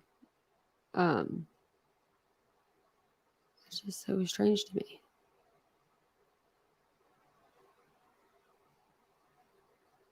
Okay. I want to make sure I have it on the right one.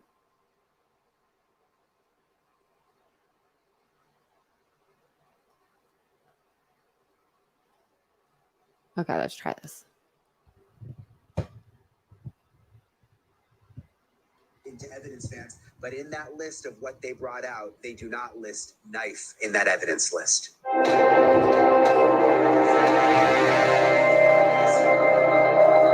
This is The Idaho Massacre, a production of KT Studios and iHeartRadio. Episode 5, The Days After Death. I'm Courtney Armstrong, a television producer at KT Studios with Stephanie Lydecker, Jeff Shane, and Connor Powell. When Bryan Kohberger moved to Pullman, Washington in early July of 2022 for his PhD program, he arrived on campus with his dad, driving a 2015 white Hyundai Elantra. Within months of arriving on campus, Kohberger was pulled over by Washington State University Police. Hello, I am Officer Langus. Stops being audio and video recorded. I think you know why I stopped you. As the officer approached the driver's side window, the 28-year-old criminology student respectfully greeted her. Kohberger explained he was originally from a rural area in Pennsylvania and was new to the area. He said he accidentally got caught in the intersection before turning left on a red light. Yeah, there was a little bit of confusion with speeding because someone had stopped. I wasn't sure what they were doing. During the 9.5-minute interaction, Kohberger politely asked the female officer to explain Washington State's traffic laws before he apologized for asking too many questions. Do you have your license on you? Yep. Do you have the registration and insurance? I'm just going to get this out for you. Okay. The traffic stop was unremarkable, and Kohberger was let off with a warning. But during the brief exchange, which took place 1 month before the murders, the officer commented that Bryan Kohberger's vehicle registration was set to expire in a few months. Let's see. Expires November 22nd, 2022. For the next month, Kohberger's white 2015 Elantra remained registered in his home state of Pennsylvania. But 5 days after the gruesome murders, Kohberger did something he hadn't done for months. He changed his registration from Pennsylvania to Washington and received new license plates. Was this simply a coincidence? A last-minute chore that needed to be completed, but had escaped Kohberger's mind during his first and very busy fall semester? Or was this one of the many actions Kohberger took to try to cover his tracks after killing the 4 University of Idaho students? Here's Stephanie and Jeff. It was roughly 7 weeks from the time Kaylee, Madison, Xana, and Ethan were killed.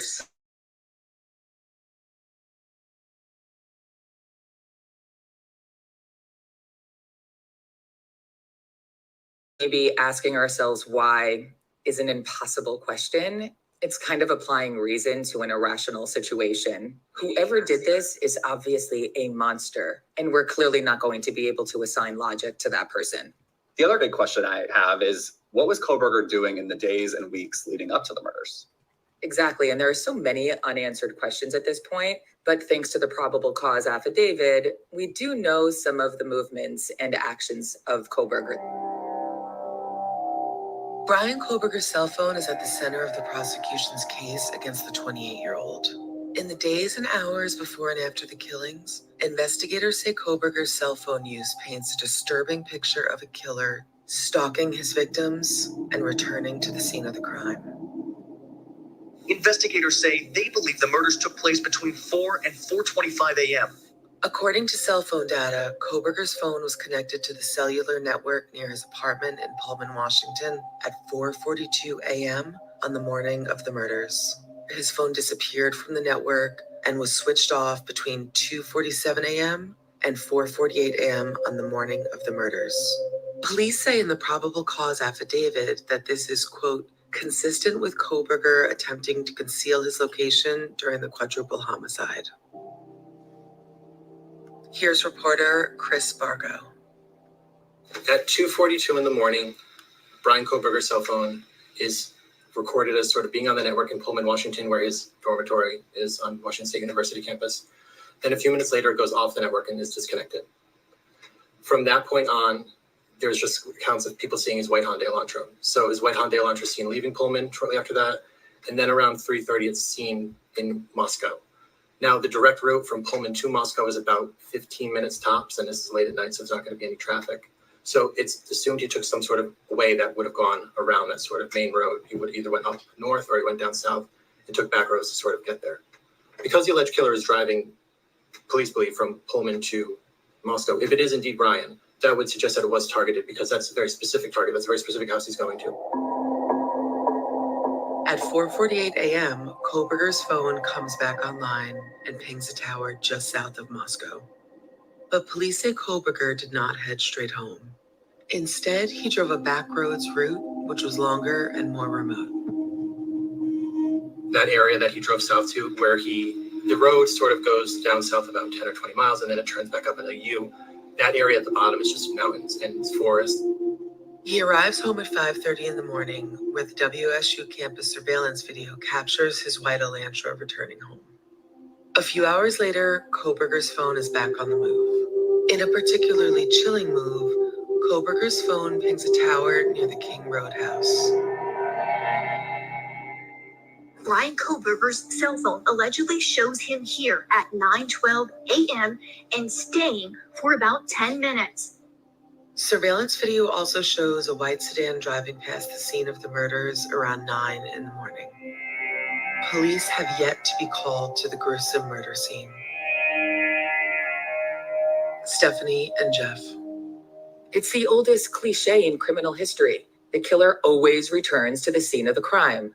Well, actually, Steph, it's not true for most killers. Many serial killers do actually return to the scene of the crime, particularly ones who are compulsive or obsess over their victims. For example, Gary Ridgway, who was known as the Green River Killer and convicted of 49 murders, regularly returned to the spots he dumped his victims' bodies. Also, the Son of Sam killer, David Berkowitz, he told the FBI that on nights he couldn't find a victim, he would just go back to the scene of previous kills and masturbate. That's so sick.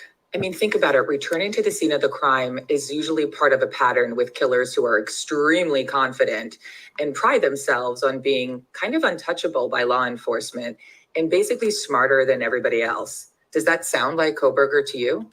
Here's Jeff speaking with Adam Wand. I'm not a criminology student, but I've seen enough Law and Order to know, like, your cell phone is how people track you. And he's, like, dumb enough to bring the phone or turn it on the way home. Like, he didn't even get all the way home. What do you make of his lack of good decisions? We have a wonderful idiom in English for his behavior. And the idiom is, a little bit of knowledge is deadly. Adam Wand is a digital forensics expert and a professor at John Jay College of Criminal Justice. He spoke to producer Jeff Shane about how a cell phone can be used to establish Kohberger's actions and whereabouts in the immediate hours surrounding the killings. I think in this specific case, the little bit of knowledge he had really hurt him. That little bit of knowledge was, if I bring my cell phone to the scene of the crime, I could be identified as being there with my cell phone.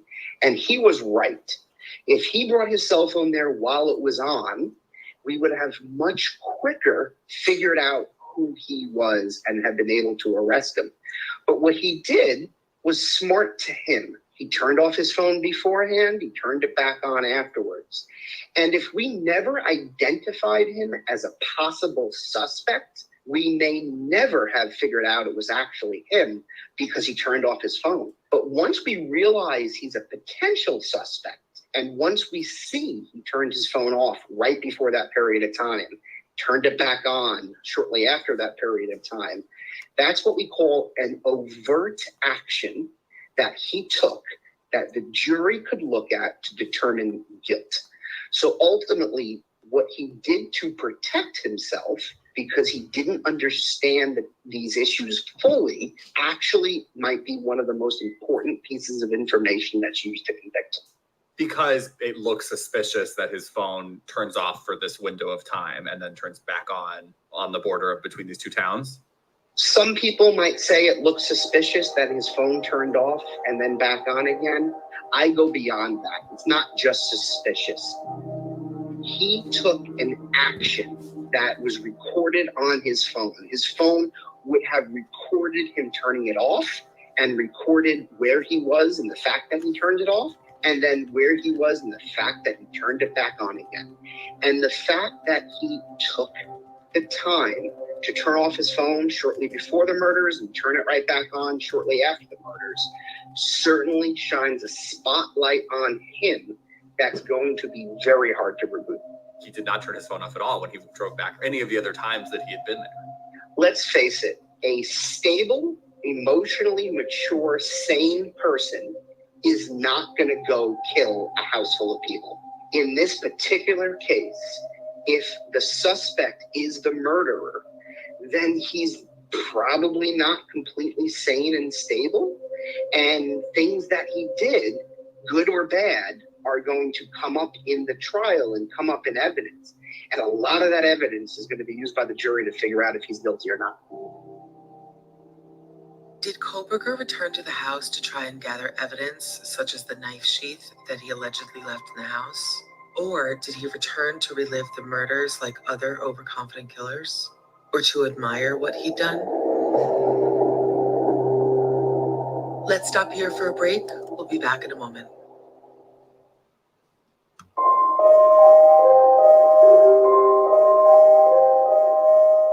After revisiting the crime scene and returning home, Bryan Kohberger's day was far from over. According to the probable cause affidavit, Kohberger's cell phone data shows he drove south from Pullman, Washington to Lewiston, Idaho. The 50-minute drive was just the beginning of a day of strange movements following the murders. At 12:46 p.m., Kohberger arrives at an Albertsons grocery store in Lewiston. Surveillance video at 12:49 p.m. shows Kohberger walking through the store and purchasing unknown items at the checkout. He leaves about 15 minutes later. Here again, Jeff and Stephanie. So why does Bryan Kohberger make the long drive and go to Lewiston, Idaho for some groceries? Pullman has stores like Safeway and Walmart. In fact, so does nearby Moscow. It also has a Safeway, a Walmart, and a Target and a Dollar Tree. And what does he need from the grocery store in Lewiston that he can't get in Pullman or Moscow? You know what this reminds me of? Is Angela Wagner, who, along with her husband and 2 sons, murdered 8 members of the Roden family in 2016. When planning the murders, she drove hours away from her house in Pike County to get supplies for the murders. She thought she was somehow outsmarting detectives by going far away, but thanks to very trusty surveillance footage, they caught her red-handed. Could Kohberger have been buying something like bleach or other cleaning supplies he didn't want cops seeing and somehow thought buying it far away from where he lived or where the murders took place would throw them off? Also, Lewiston is located at the confluence of the Snake River and the Clear. He's trying to maybe dispose of a murder weapon like a knife. These big rivers would kind of be an ideal spot. According to the police affidavit, Kohberger's phone pings a cell tower in Johnson, Idaho, roughly 4 hours later at 5:30 p.m. Let's unpack that a bit because this is a really important fact. There actually is no Johnson, Idaho. Yeah, our friends Deanna Thompson and John Green from our new podcast, True Crimes, pointed out that the affidavit likely meant nearby Johnson, Washington. The town of Johnson is just off the highway between Lewiston, Idaho, where Kohberger went shopping, and Pullman, Washington, where he lived. It's also on the route investigators say Kohberger traveled after the murders. And remember, according to officials, he didn't take the short direct road between Moscow and Pullman. He took the back road, country roads, instead. Later that day, on Sunday, November 13th, at 5:36 p.m., for 3 hours, Kohberger's phone once again was disconnected from cell service. Think about it. This was a Sunday in November. It's cold, there's NFL on TV with his PhD and TA work. This is a long time to just be driving around aimlessly, especially without your cell phone. What was he doing and where was he going? Could he have been moving and trying to get rid of evidence?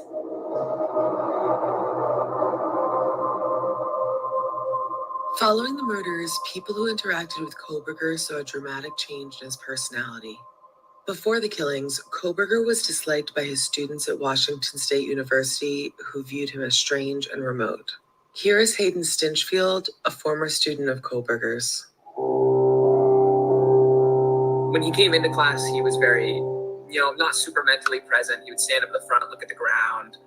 He had a lot of boilerplate responses he would give people rather than, maybe something he had thought up on the spot. It seemed like he would be, he'd come in knowing what he was going to say to most interactions. As a teaching assistant, Kohberger was disliked by undergraduates because of his difficult grading and condescending tone.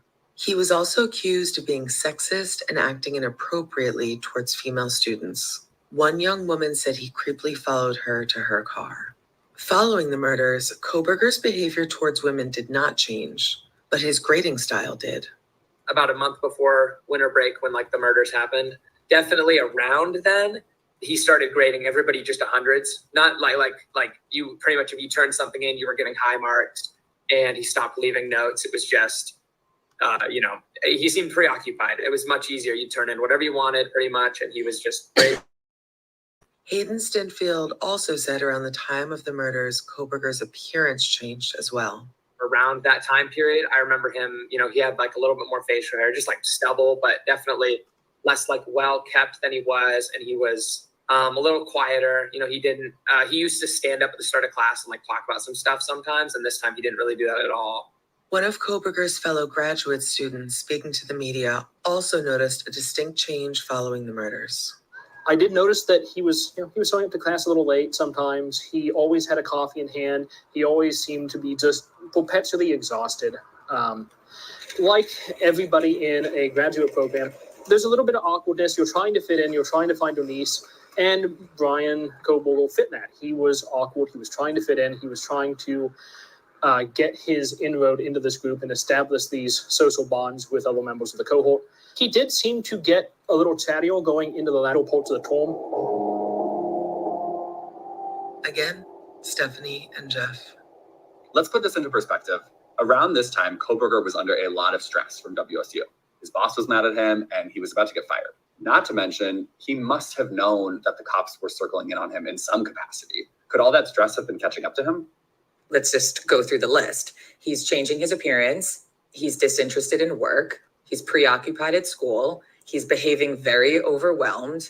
Clearly something's going on. Is he just overwhelmed because it's the end of the year and it's before the holidays and that's an intense time for many? Or is he behaving like somebody who's just committed mass murder? I agree with that, but I will also say that the fact he was being extra chatty is so...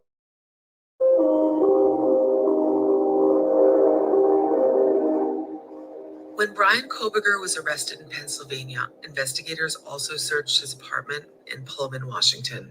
Here's reporter Chris Bargo. His apartment is certainly very cleaned out. He did leave a few things like a TV. His storage locker, if it had ever been used, was completely cleaned out. There's no shower curtain when police go there for a search. And there's really very few things inside this apartment that make it seem like someone's living there. It almost seems like he just left behind some trash, maybe, or things he didn't want. But we're not sure. He also manages to clear it out before authorities get any sort of search warrant or any sort of identifying him as really as the suspect of the case. So when they finally get to search that apartment, he's cleared it out. So it's not, the potential for evidence has probably been decreased drastically because he'd been gone more than 2 weeks actually by the time they searched it. Had Bryan Kohberger always lived such a bare bones existence? Or was his Washington apartment empty because he had stripped it clean and removed anything that might have incriminated him? Stephanie and Jeff. I remember being a student. You're kind of broke, so it does stand to reason that his place wouldn't be opulent and lavish. But no shower curtain? That is just odd. I'm thinking he could have used it in his car the night of the murder to keep blood off the seats. Like the TV show Dexter, where he would use plastic to keep any incriminating evidence away. 3 weeks after his arrest, the search warrant for Kohberger's apartment was unsealed by a judge. It detailed what forensic teams had found. Investigators removed several items from inside that apartment. Among the items possibly connecting Kohberger to his victims were a single black surgical type glove, the dust container from Kohberger's Bissell Power Force vacuum, a computer tower, a collection of dark red spots, several strands of hair, including one investigators believe is from an animal, multiple store receipts, including one from Walmart with a Dickies tag, and 2 clippings from a pillow that contained a reddish-brown stain. Shortly after Bryan Kohberger became the lone suspect in the brutal quadruple murders, he departed on a cross-country trip back home to Pennsylvania with his father. The fall semester had just finished and Kohberger was heading home for the holidays. However, after months of conflict with the faculty in the criminology department over his behavior as a teaching assistant, Kohberger's academic career is in doubt. Just a few days after he departed campus, Kohberger would receive a letter from the school saying that his job as a teaching assistant would be terminated and his return to WSU was very much in doubt. Here's reporter Chris Bargo. What do you make of the car ride home with his dad? So we know that Dad drove him out. So I would assume that's probably always the plan. I don't understand why you drive home, though, if you're coming back. Because it seems like to have your car for 4 weeks in Pennsylvania, to drive all that way and then all the way back out, that's a pain in the ass. That's a lot of miles on the car. That's not really a new car. So probably just keep it at the school. But we don't know. I mean, obviously the dad isn't talking. We don't know when he decided to do it. But again, that's something you could probably explain away at the trial because his dad drove him out there. So this is sort of maybe Dad just doing that again. But it's clear that Dad, I think, didn't know because when he got stopped that second time, he's talking about how there was like, this crime at this school. I'm like, you would never bring that up if you knew. You would just sort of not even say the kid went to WSU. You just move along. You try to keep that to yourself. But the dad's like, oh, we're coming from WSU. And there was this, sort of big shooting there the other day. Not the crime that his son allegedly committed, but there was another incident right around the holiday. So it's just sort of, the dad just seemed to be completely in the dark. And I mean, and they also got home very quickly. They made that trip, I think they stopped one night maybe, and then they were on the road. I mean, because they leave the 13th and they're in Indiana on the 15th, I believe, which is a very, very fast trip. And then I also doesn't understand how he gets pulled over twice in 10 minutes. Kohberger was behind the wheel when he was stopped on I-70 outside of Indianapolis for following too closely. During the 2,500-mile trip, Kohberger is pulled over twice in less than 10 minutes in Indiana. The interactions with local police were caught on body cam video. Hello, how you doing? How y'all doing today? Good, good. Take a look at your driver's license real quick if I could. Despite media reports that the FBI was tracking Kohberger on his drive home for the Christmas holiday, local police in Indiana say they did not know who Kohberger was and that the stops were completely random and simply part of routine drug checks. Jeff and Stephanie. Both times Kohberger was pulled over by the local police, he was let go with a warning for tailgating. The interactions were very nonchalant. On the one hand, yes, maybe it's a sign of his privilege, but it seems very unlikely that police would just happen to stop a suspect in a murder investigation twice within 10 minutes. According to the Indiana State Police, which is where this happened, these stops were actually just routine interstate drug trafficking prevention. Can you imagine if he actually did it? He's getting stopped by police twice in 10 minutes. He must have been losing his mind. Was he nervous? Was he calm? Did he assume he was about to get arrested? Or perhaps even more disturbingly, did he assume he would get away with it and that he was somehow untouchable? Let's stop here for another break.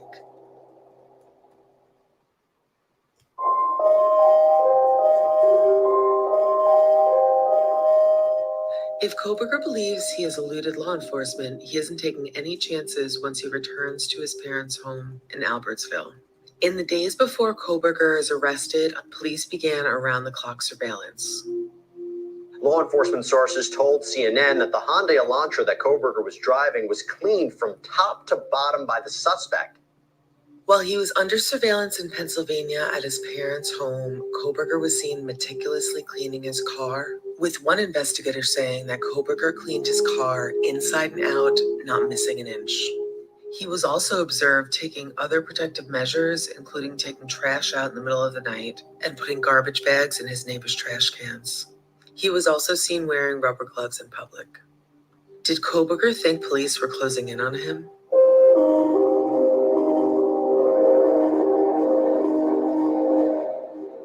I mean, I think the only thing that can sort of inform that is the fact that we know when he was arrested, he was sitting at his table wearing latex gloves and putting his trash in his Ziploc bags. So clearly he knew they were onto him. Like, that's obvious, like that he knew that. So that behavior would suggest that he was apprehensive. Despite his best efforts to cover up his tracks, investigators recovered Kohberger's trash. They tested several items for DNA and were able to make a definitive DNA connection through his father. In the early morning hours of December 30th, police smashed the windows and doors of the two-story Kohberger home in the gated community of Indian Mountain Lake Estates. Despite the raid taking place at 1:30 in the morning, the SWAT team found Bryan Kohberger wide awake and cleaning. Mr. Kohberger was found awake in the kitchen area, dressed in shorts and a shirt and wearing latex medical type gloves, and apparently was taking his personal trash, putting it into separate Ziploc baggies. Among the items taken from the home were a flashlight, medical-style gloves, a large black sweatshirt, 2 knives, a Glock 22 .40 caliber handgun, 3 .40 caliber magazine clips, 2 black face masks, and a bag of green leafy substance. Forensic teams also searched Kohberger's 2015 Elantra, taking swabs from the car. They also removed the seats, the brake, and the gas pedal and found a shovel, boots, and a pair of goggles. Investigators have also reportedly collected 51 terabytes of electronic data as part of their investigation into Bryan Kohberger. He's left quite the fingerprint online, and I think that's ultimately going to be the evidence that sinks him. Much of the data is likely content and information from computer drives and social media accounts.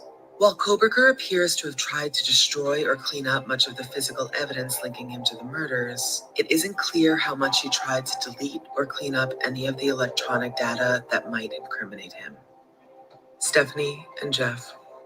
Of course, every suspect is innocent until proven guilty. But if Kohberger was actually doing what the police say he was when he was arrested, it is not a good look. You bet the jury is going to hear all about the trash separating, the intense car cleaning, and wearing gloves in public. It's not how normal, everyday people act, and the prosecution is going to remind the jury of that. And to many, it looks like Kohberger was just trying to act like a criminal mastermind, methodically covering his tracks. But as we know, getting away with murder is never that easy. More on that next time. For more information on the case and relevant photos, follow us on Instagram at KT_studios. The Idaho Massacre is produced by Stephanie Lydecker, Jeff Shane, Connor Powell, Chris Spargo, Gabriel Castillo, and me. Sorry, I was trying to get it to... I gotta bring my mic back over here. I was trying to get it to work, but I had to put my microphone over towards the speaker. It worked. I don't know. That's why I was like, I'm not touching anything. I was like, I'm not going to touch anything. I'm just going to sit here and try to be as quiet as a mouse. And then, of course, I had to cough the whole time because I'm like, don't cough. Do you ever get like that where you like, you know, you have to be quiet? So you every little thing, you're making so much noise. So I'm sorry if there was background noise. It was Nancy. Yeah, like I'm wondering about the goggles. Maybe they're from the swim party. Maybe that's what they'll say. They're from the pool party that he went to over the summer, but I don't think that's probably the case. Why would you have goggles though? I mean, I'm supposed to have I should have goggles probably because, you know, when I'm using tools, I'm supposed to have goggles or some sort of eye gear, which today would have came in handy because I about poked out my other eye with the nail. It hit me right in the middle of the forehead. And I was like, oh, that was close. Too close for comfort. Yeah, you can't really get it. Yeah, you can't get. I think that the cell phone data is going to be like a big one. Even if, or like the cast, even if like his phone is in airplane mode, I still think they're going to be able to pick up something off of it. But you never know. Yeah, he could use that. Yeah, he could use the shovel to bury something. That's why I was wondering if it was like a snow shovel. Because, you know, it's that time of the year, December. That would make sense if it was like a snow shovel. You know, some people have like snow shovels in their cars and they'll just use that instead of like a brush or whatever. I could see that. I don't know.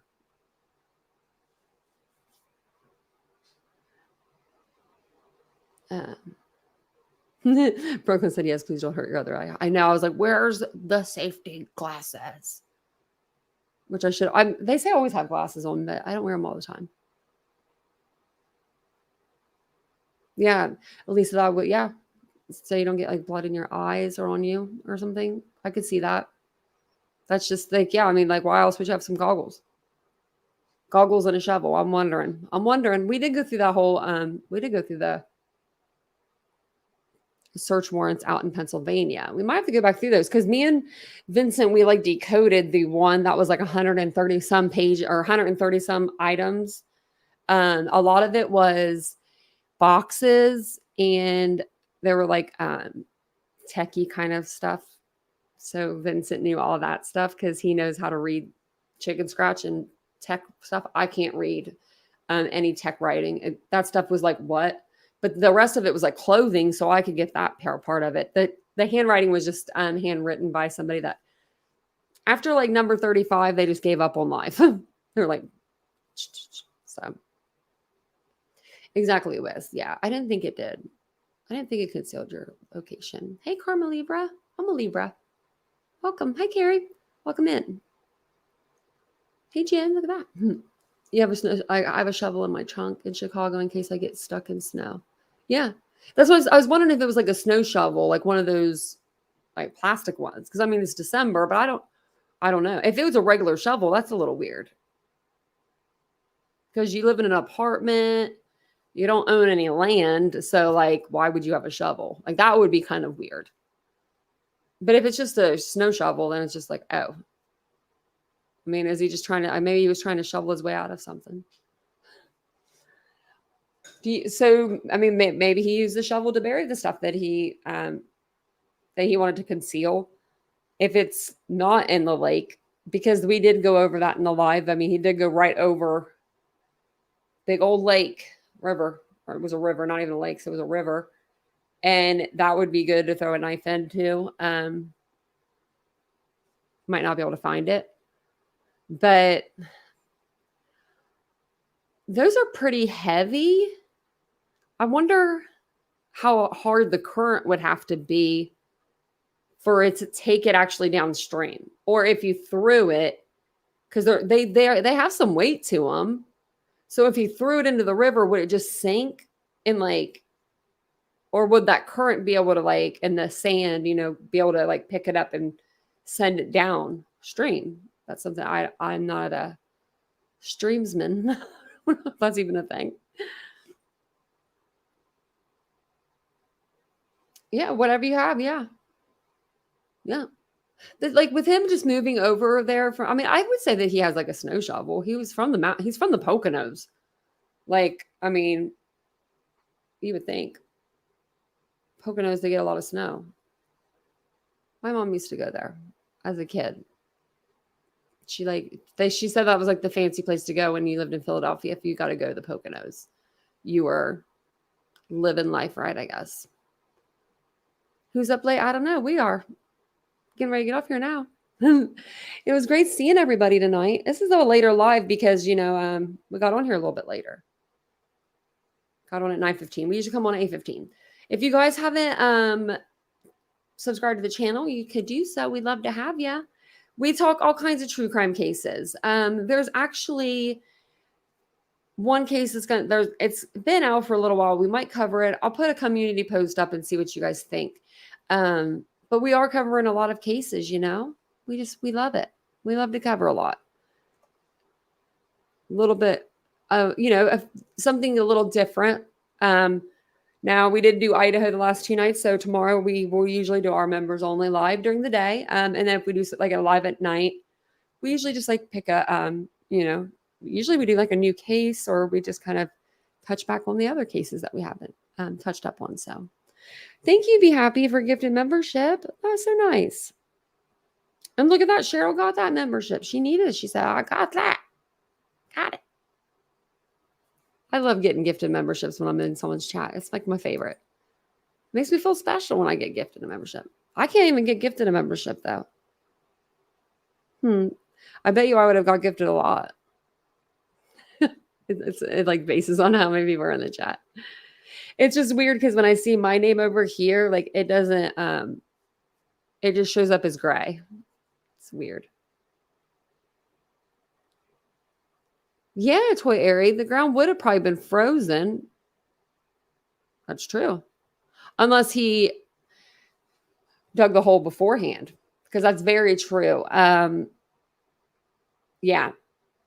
December, the ground would have been frozen. We had a dog pass away in December, and we have a little, it's not like a pet cemetery, but it's like kind of turning into one. It has like, we have a few dogs there, a couple dogs, but it's my brother's land. And I remember he had to go up and he had to use a backhoe, like an actual like machine. He couldn't even, do that. And that's in Ohio. This is Idaho. So I'm sure it's a lot cooler out there, maybe. I don't know.